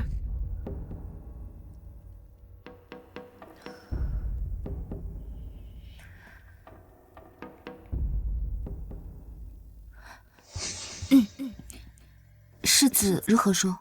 哑巴比划说，世子说了句多谢小姐呢。谢我？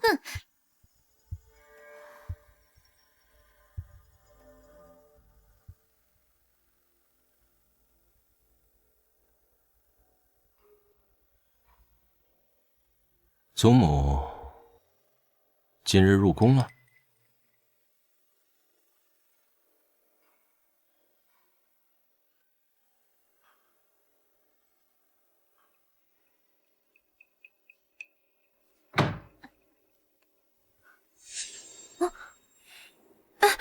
将军，都这么晚了，小姐已经睡下了，你不能进。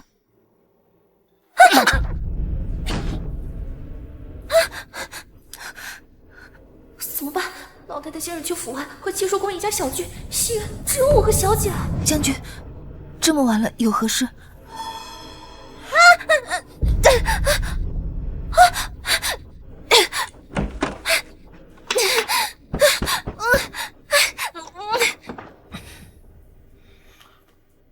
婉清近来总推说身子不便，不让我亲近。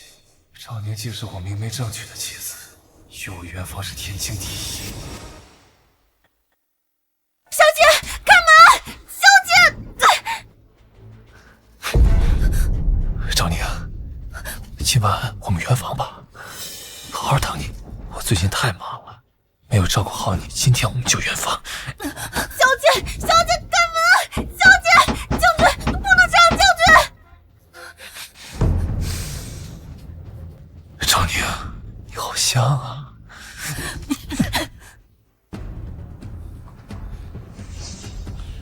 你敢打我？我是你的夫君，难道你不想吗？这不是兰月，枕下没有防身匕首，难道今夜当真命该如此吗？夫君，怎么会呢？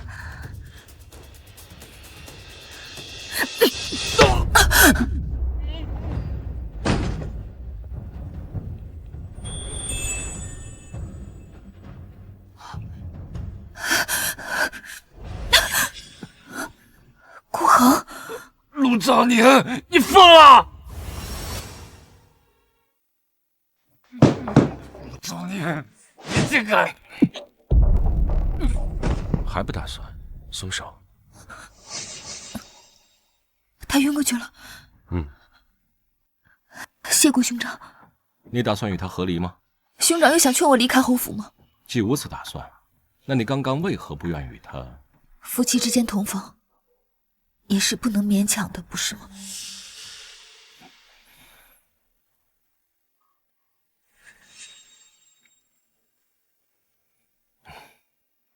兄长为何出现在此？想找祖母问点事，碰巧听到了此屋有点动静。若他见到祖母赐婚圣旨的事情，岂不是露馅了？幸好祖母今夜不在府上。兄长，你答应过我的，寿宴之前不会活着出现。我改日再来。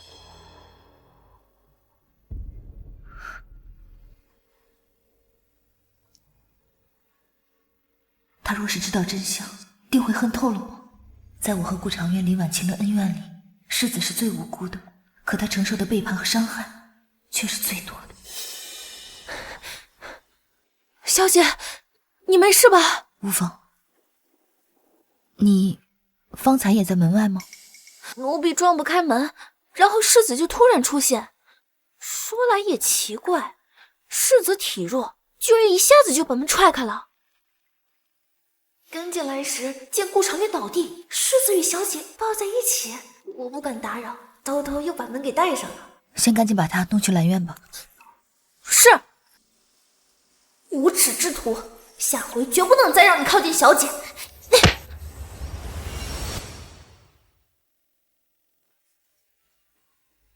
把这个放后院，轻一点。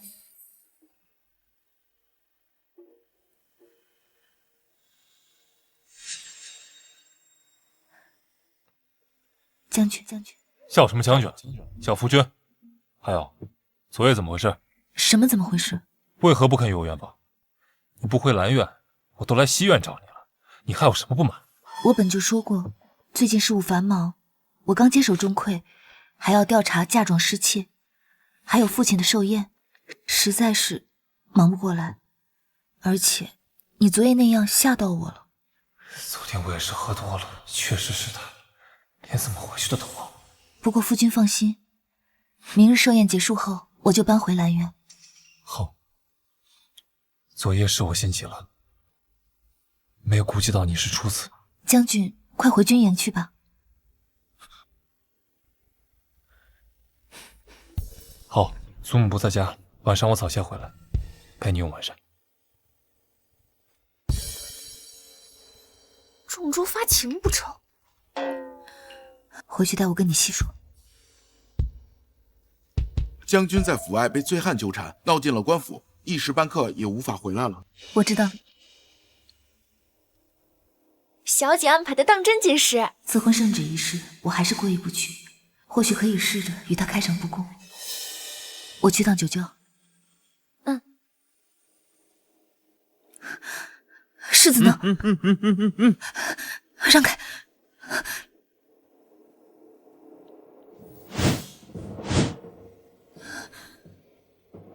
这是离开侯府了吗？是暂时离开，还是永远？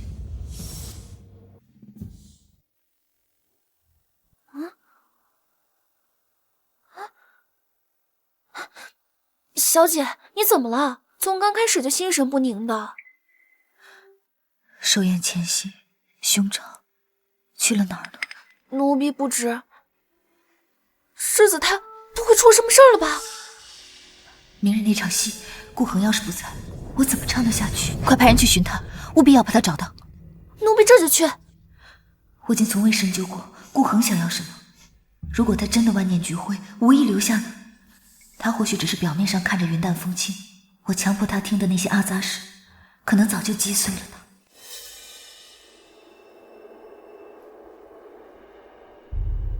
你找我？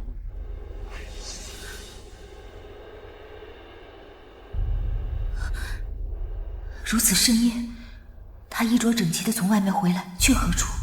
他不怕行踪暴露吗？他因何如此不安？我恨顾长渊利用我，如今我对顾恒，又何尝不是利用？我很抱歉，小姐。抱歉什么？没什么，这些日子感谢兄长，我会用余生来报答兄长的。我发誓，只会利用你这一次，欠你的我会还。夜已深，张宁告退了。大哥和长姐的事是我迈不过去的一道坎儿，还有顾长远，若是计划推迟一日，我就得继续忍受他一日，所以落子无悔，我早已没有退路，更不能与他严明半分。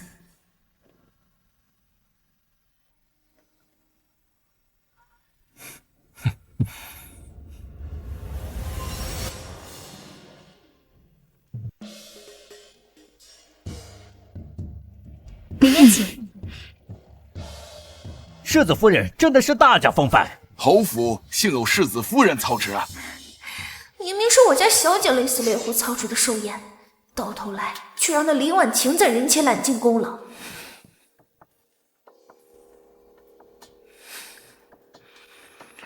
今日辛苦。将军也辛苦，能让林婉晴怀上，你也是劳苦功高。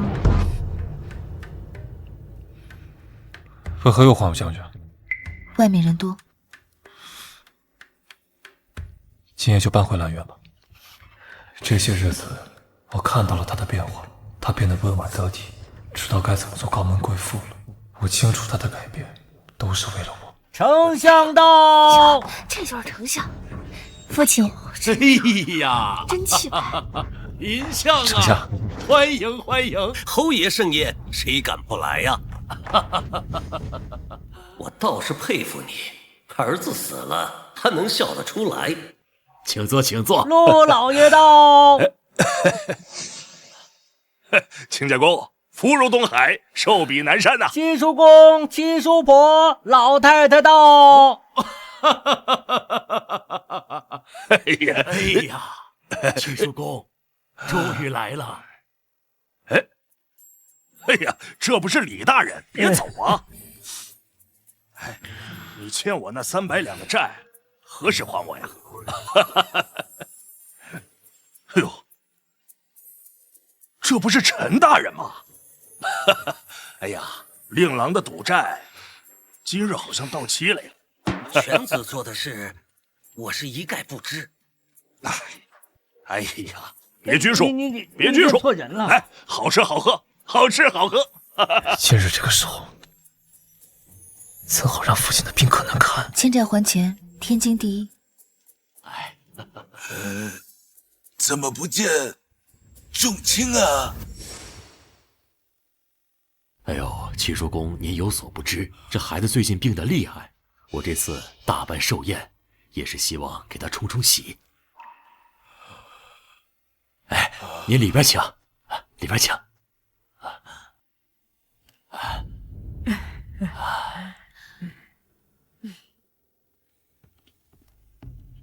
祖母，叔公，祖母，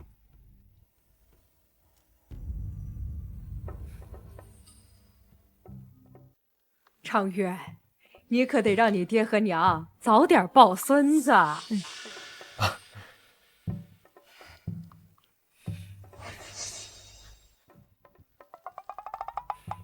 哎呀，长幼有序，这老大家的媳妇儿还没揣上孩子呢，怎么就催起老二家的媳妇儿了？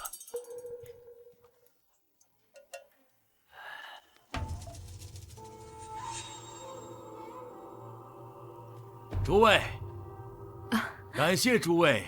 不好了，不好了！有谁啊？出什么事了？好了，怎么慌慌张张的？慌什么？世子薨了！这也太突然了，消息是真的吗？世子怎会？他分明今早还……我的儿啊！这世子好好的，怎么就轰了？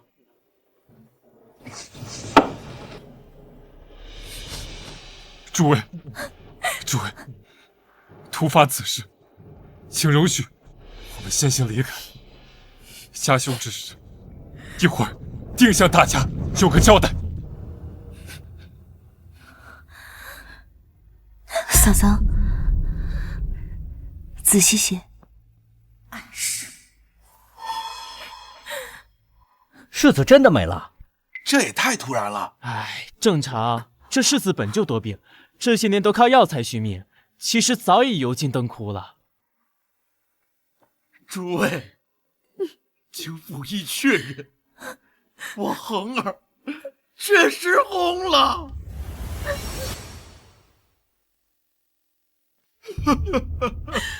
侯爷节哀。诸位抱歉，今日本是家父寿宴，奈何兄长，还请各位体谅。恒儿真的没了。其实我们早有准备，我恒儿受病痛折磨多年，如今也算是解脱了。老姐姐，你可得挺住。父亲，妾身来陪你了！快拦住他！夫人，你让我死吧，让我死吧！父亲不在了，我心头独活。这反应，莫非是怀上了？不要啊，夫人！您就算不为自己着想，要为这腹中的孩儿着想啊！这可是世子唯一的血脉啊！婉琪，你有身孕了。李婉晴，这孩子就是你的催命符，你会后悔的。你让我死吧！我们孤儿寡母的，孤零零的活在这世上，还愚蠢！婉晴啊，你既然怀了身孕，侯府上下不会不管你们母子的。没错，婉晴，从今往后，我侯府绝不会亏欠你半分。孩子没有父亲，该有多么的痛苦啊！哎，不要啊，嫂嫂，我一定会照顾好你和侄子的。你说什么？我一定会替兄长照顾好你们母子。若你不相信，今日顾长渊便在此立誓。他立什么誓啊？我会照顾他们一生一世。这家人到底什么情况？贤婿啊，这无名无分的，你就不怕瓜田李下呀？侯爷，我的女儿和外孙，你们想好要如何照顾？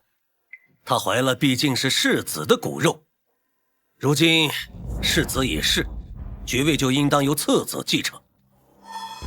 站在你们的立场，不想婉清腹中的孩子挡了次子的路，嫌弃他们母子是个累赘，本相亦能理解。不如今日我就带我女儿回家，择日改嫁。切切不可！我们怎么会嫌弃婉晴母子呢？长渊，你记住，你现在兄长虽然没了，而且就算你还要继承爵位，但是你兄长的孩子必须在你孩子之前，这一点你可清楚？儿子明白，反正都是我的种。若在场各位还是不相信我，觉得我会背信弃义，辜负嫂子和孩子，那我便当着父亲和林丞相的面，别说话，请求父亲将嫂嫂转房于我。哎呦，这成何什么？这有损风气吧？将嫂嫂转房于我。顾将军忠义，为了兄长血脉，娶寡嫂养侄儿，真是难能可贵呀。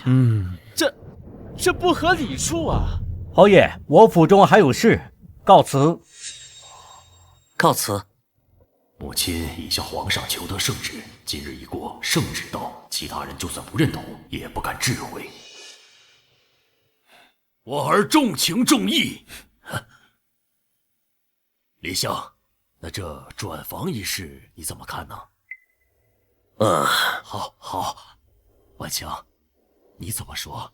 为了夫君血脉，我愿意。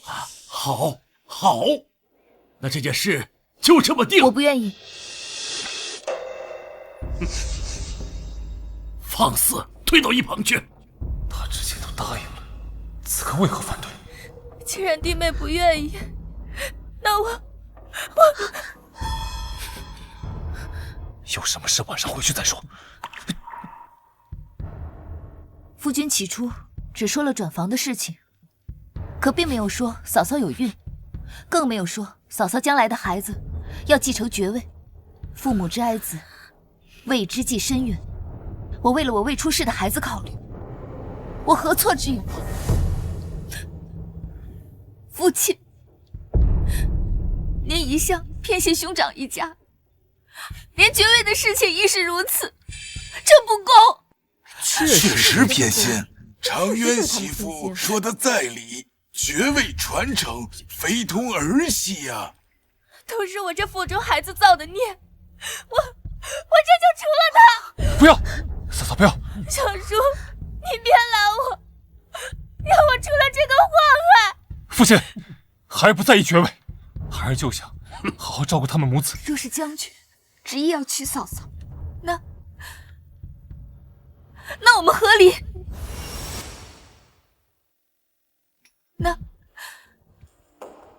那我们和离。你陆兆宁，你为何要这样做？他不是挺大度的吗？爵位我也就说说，要是他合我心意，传给他的孩子也不是不行。今日寿宴，先把嫂嫂转房才最重要。你可想好，是要娶嫂嫂，还是与我和离？哼！女儿快起！上东西。你娶了我女儿，就要好生照看她，你却让她受得如此屈辱。亲家，你怎可是非不分呢？明明是你女儿擅妒，不顾恒儿的骨肉。那又不是我女儿的骨肉，凭什么让她保全？哼！你，更何况，只怪你们侯府，一个爵位，2个儿子，势必有一个要吃亏呀。我要和我的孩子离开侯府，再也不打搅你们了。嫂嫂，不要！赵宁，你再想想，他不是一直深爱我吗？我已经想好了，既然今日顾家的长辈都在，那劳烦诸位替我做个见证。今日起，我陆昭宁与顾长渊和离。陆昭宁，你怎敢！好啊，好啊，我的女儿，宁为玉碎，不为挖泉。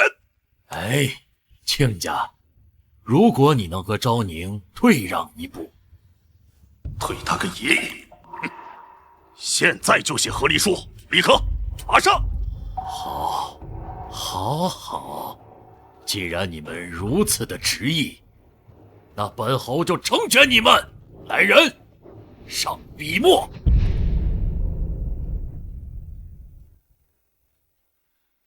陆昭宁，你真的要和我和离吗？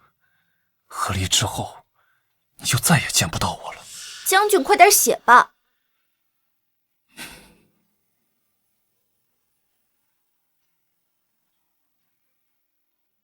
他终究是舍不得我。拿印泥。是，小姐。陆昭宁，你别后悔。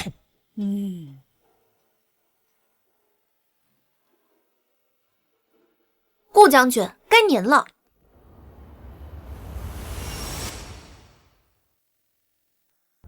这就是你想要的，我成全。成了，等我嫁给长渊，照样还是世子夫人。这2年，多谢侯府的照拂。昭宁，你何必这样呢？若是你能容下你嫂嫂，那该多好啊！哼哼，赵府，昭宁嫁入侯府2年，事后公婆打理家事，哪一样做得不周全？她不是不能饶人，是不饶那些骑在头上欺负她的人。昭宁，是侯府亏欠你。不错，老嫂子说的在理呀。昭宁这孩子不争不抢，我很中意呀。既然他和长渊无缘，我那曾孙子……老头子，你在那胡咧咧什么？今天是什么场合啊？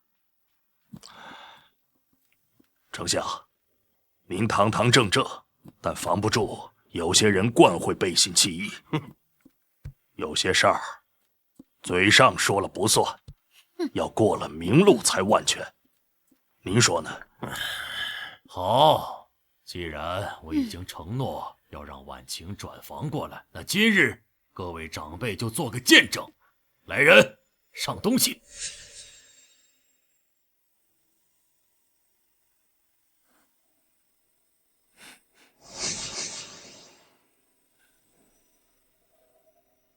长渊，罢了，嫂嫂才是我真心想要的妻。至于陆昭宁，以后大不了再拿她为妾，她一定会回来。可惜了那恒儿啊！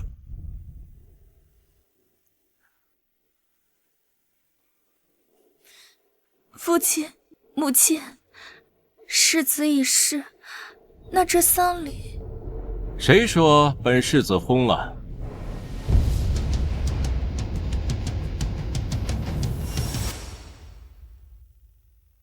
谁说本世子昏了？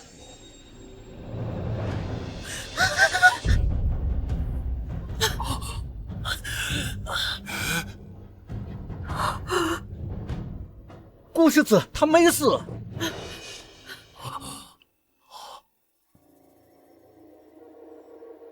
怎么回事？刚说人没了，这不好好的吗？那这世子夫人刚转房。恒儿，你……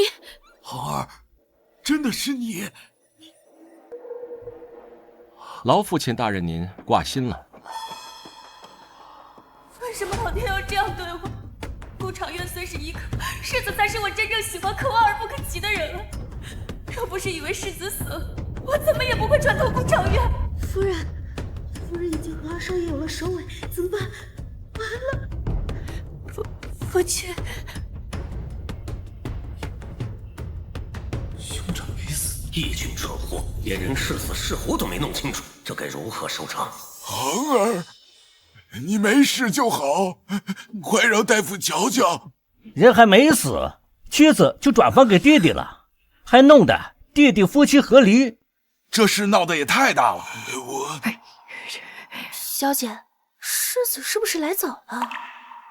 原想安排仆从抱他活着，再引出赐婚圣旨，打个措手不及，逼他应下。没成想他自己来了，他想做什么？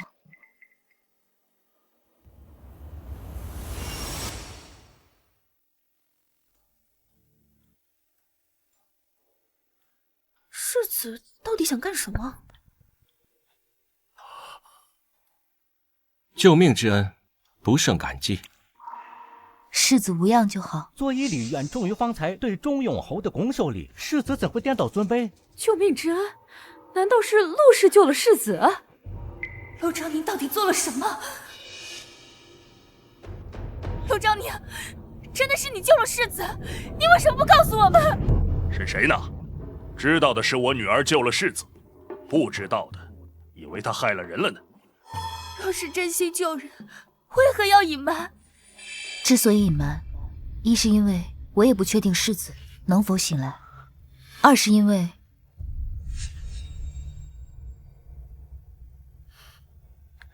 救人需要退一时针，我怕你们以男女有别阻拦，故此隐瞒。世子今日出现之前，我也并不确定他是否能醒来。此事太过蹊跷，我才多问几句。夫人信或不信，我也没有办法。不过，为何夫人见到世子醒来，却不见高兴？你在担忧什么？昭宁，婉晴只是一时情急。不管怎么说，我们都很感谢你救了我儿。是。昭宁救了恒儿，你们没一个人站出来感谢，还无端质疑。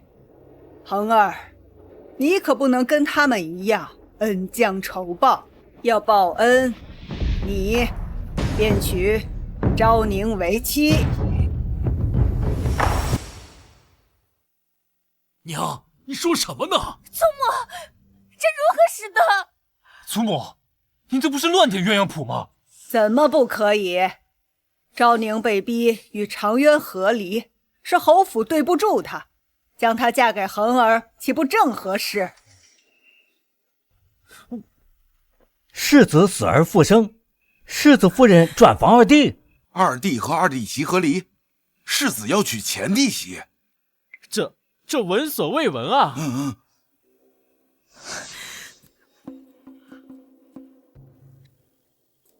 成败在此一举，祖母即将拿出圣旨，他会当众抗旨吗？还是会……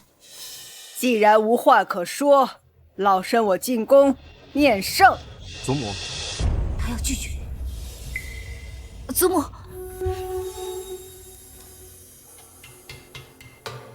祖母，兄长他才刚刚苏醒，何况他与夫人已孕有一子，这实在是……林氏有了身孕。陆昭宁这个贱人，哪壶不该提哪壶，故意害我。你腹中孩子到底是谁的？世子这话是什么意思？他不认这个孩子吗？老天，这可真是一出好戏呀！嫂嫂之前只说了有孕，却没说有孕多久。兄长是2个多月前出世的，完全可以先骗兄长，这孩子已经2、3个月了。嫂嫂是在前期，3个月不行。兄长，嫂嫂当然是怀的你的孩子。最近府上太忙了，嫂嫂没告诉你。哦，既是我的骨肉，那你不妨说说，究竟几个月了？约莫2、3个月。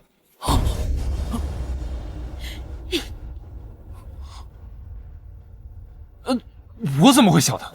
恒儿，这到底怎么回事？你在怀疑什么？废物东西，居然留下这么大的把柄！林婉晴似乎很怕顾恒，同样我也怕，毕竟那是他亲弟弟的骨肉，也是侯府的血脉，他或许不忍让他们背负奸夫淫妇的骂名。我本就体弱，漠北一战，更是落下了病根。服药期间，不得同房。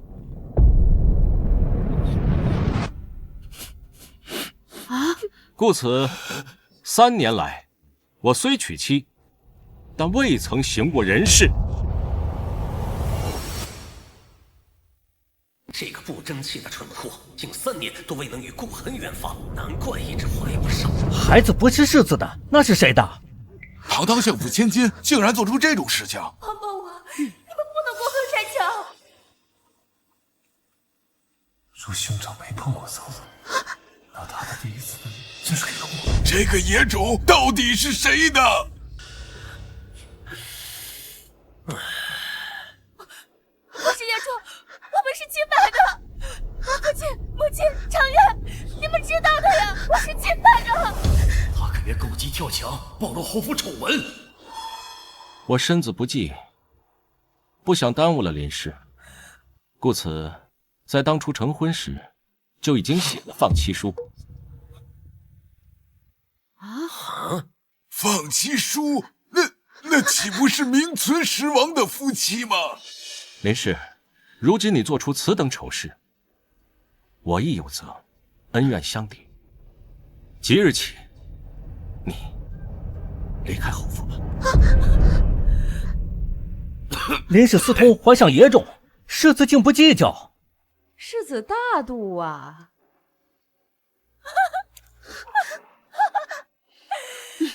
世子离谱，你们竟然对我一人顶罪，想让我滚，你们休想！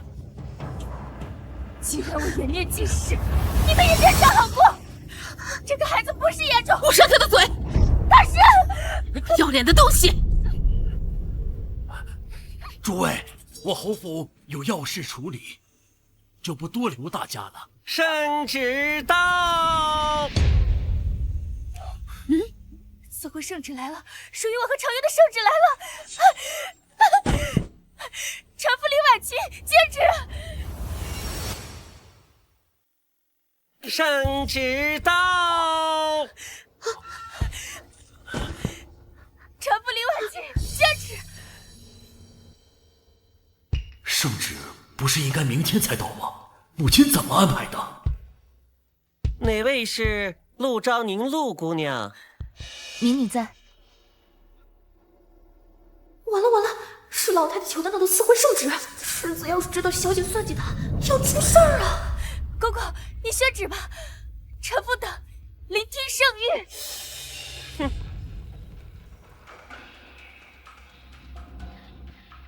奉天承运，皇帝诏曰：陆氏持家有方，贤贞有德，且有救世子之功。今朕特赐婚陆氏，与世子缔结良缘，经此。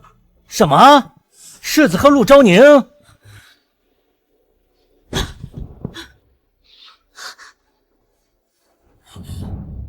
你说什么？公公，你是不是看错了？赐婚给谁？放肆！你是在质疑皇上的旨意，还是在质疑咱家的眼睛？臣服失礼，臣服不敢。世子、陆姑娘，接旨吧。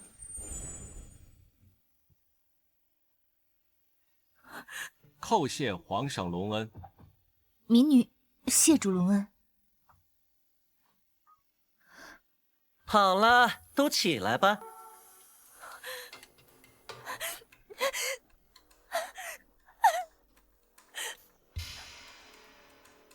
祖母，这不是真的，你求的明明是……我确实是求了，只是有些不太对呀。怎么会是这样？你还不快拿……够了，婉琪，你还嫌不够丢脸吗？父亲，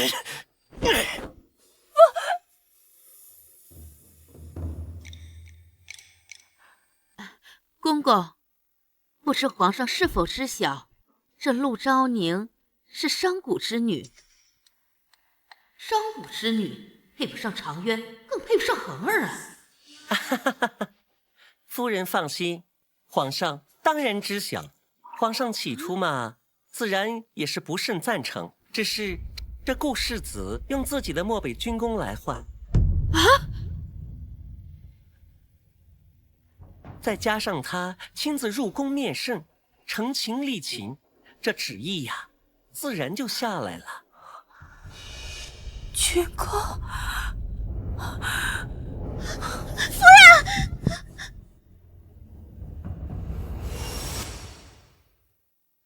好了，你们继续吧。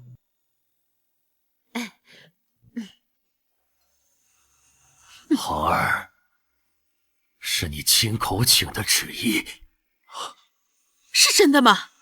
是不是祖母逼你的？这到底是怎么回事啊？没有人逼我。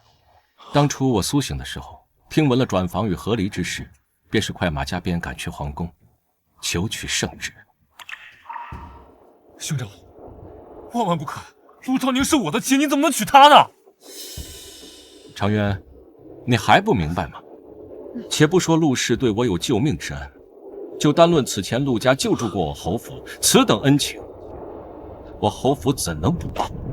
而你为了转房，让陆氏成为下堂妻，也是陷我于不义。为兄我怎能由着你胡来？诸位，我娶陆氏，一为报恩。我忠勇侯府绝非忘恩负义之人，陆氏乃至整个陆家都对我侯府有恩，我侯府怎可能看着他沦为弃妇，遭人非议呢？其二，乃是责任。陆氏为我退医施针，愿舍名节而救我性命，此乃大义。此等女子，我自不能负之。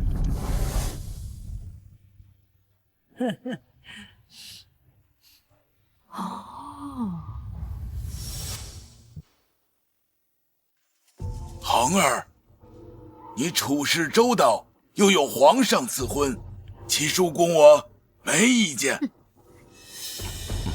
长渊，你这次差一点就酿成大错。哎呀，诸位，本侯的家事需要处理一下，还请诸位先行回去。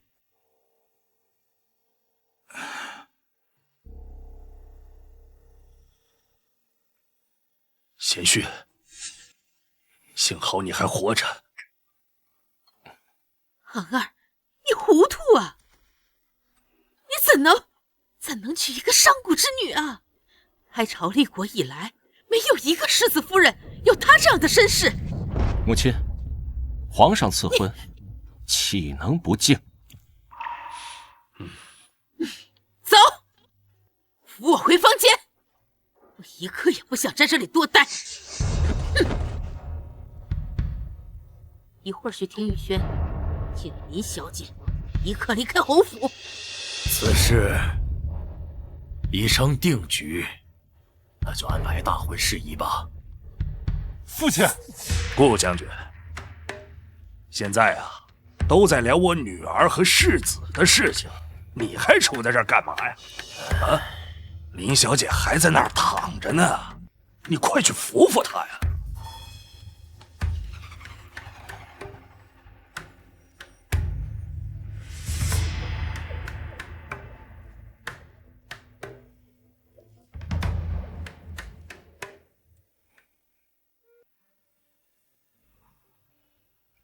后悔吗？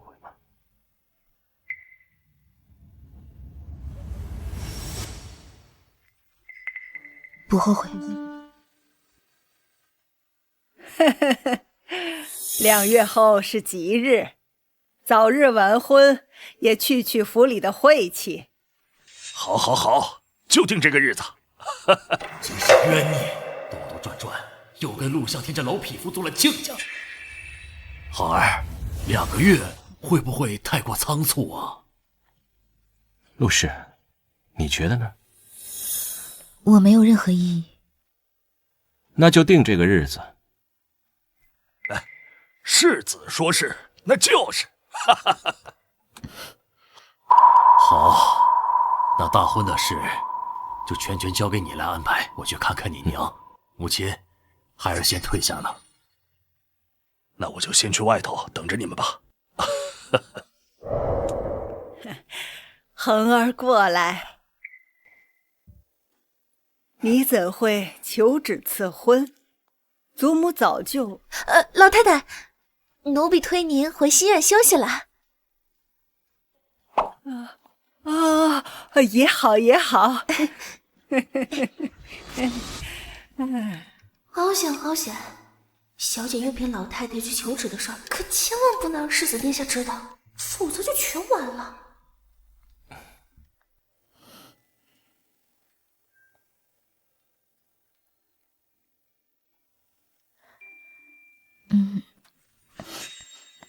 今日之事也着实出乎我的意料，我实在没有想到世子您竟然……你让祖母求旨赐婚，我也挺意外的。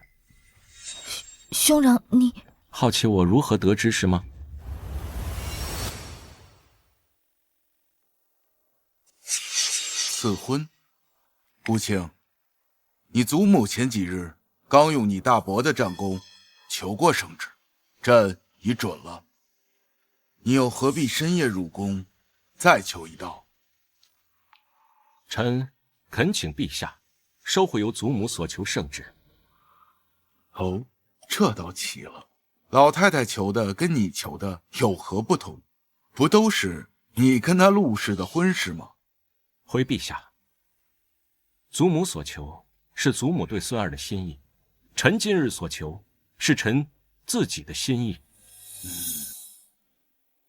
臣愿以漠北一役所有战功，换取陛下重新下旨，为臣与陆氏昭宁赐婚。全部战功，孤恒，你可想清楚了？臣想清楚了，功名于臣而言，不其他重要，望陛下成全。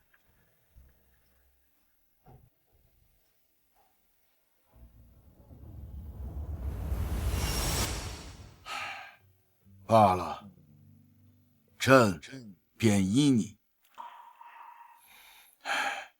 林文，奴才在。你旨吧，就按照世子的意思，重拟一道赐婚圣旨。是。谢陛下隆恩。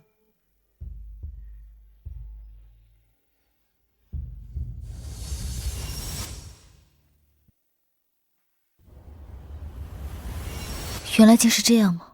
世子既然知道我已央了祖母，就不怪罪我算计你吗？说到底，是我侯府亏欠你。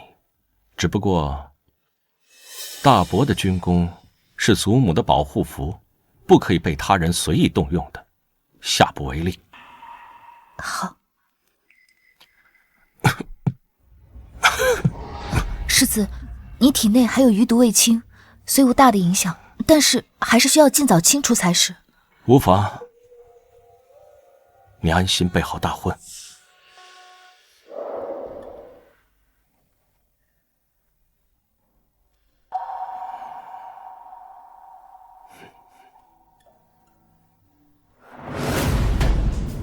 寿宴这事儿总算尘埃落定了。林婉晴声名尽毁，侯府没有她的容身之地。顾长渊闹出转房的笑话，正好给我委曲和离的机会。以后我会是世子夫人，但这一切的前提是顾恒必须活着。他向来谨慎，能对他下毒的，必定是他极为亲近信任之人，或许就藏在这侯府的深处。况且这侯府似乎还藏着什么秘密。我若想坐稳世子夫人之位，他不能有失。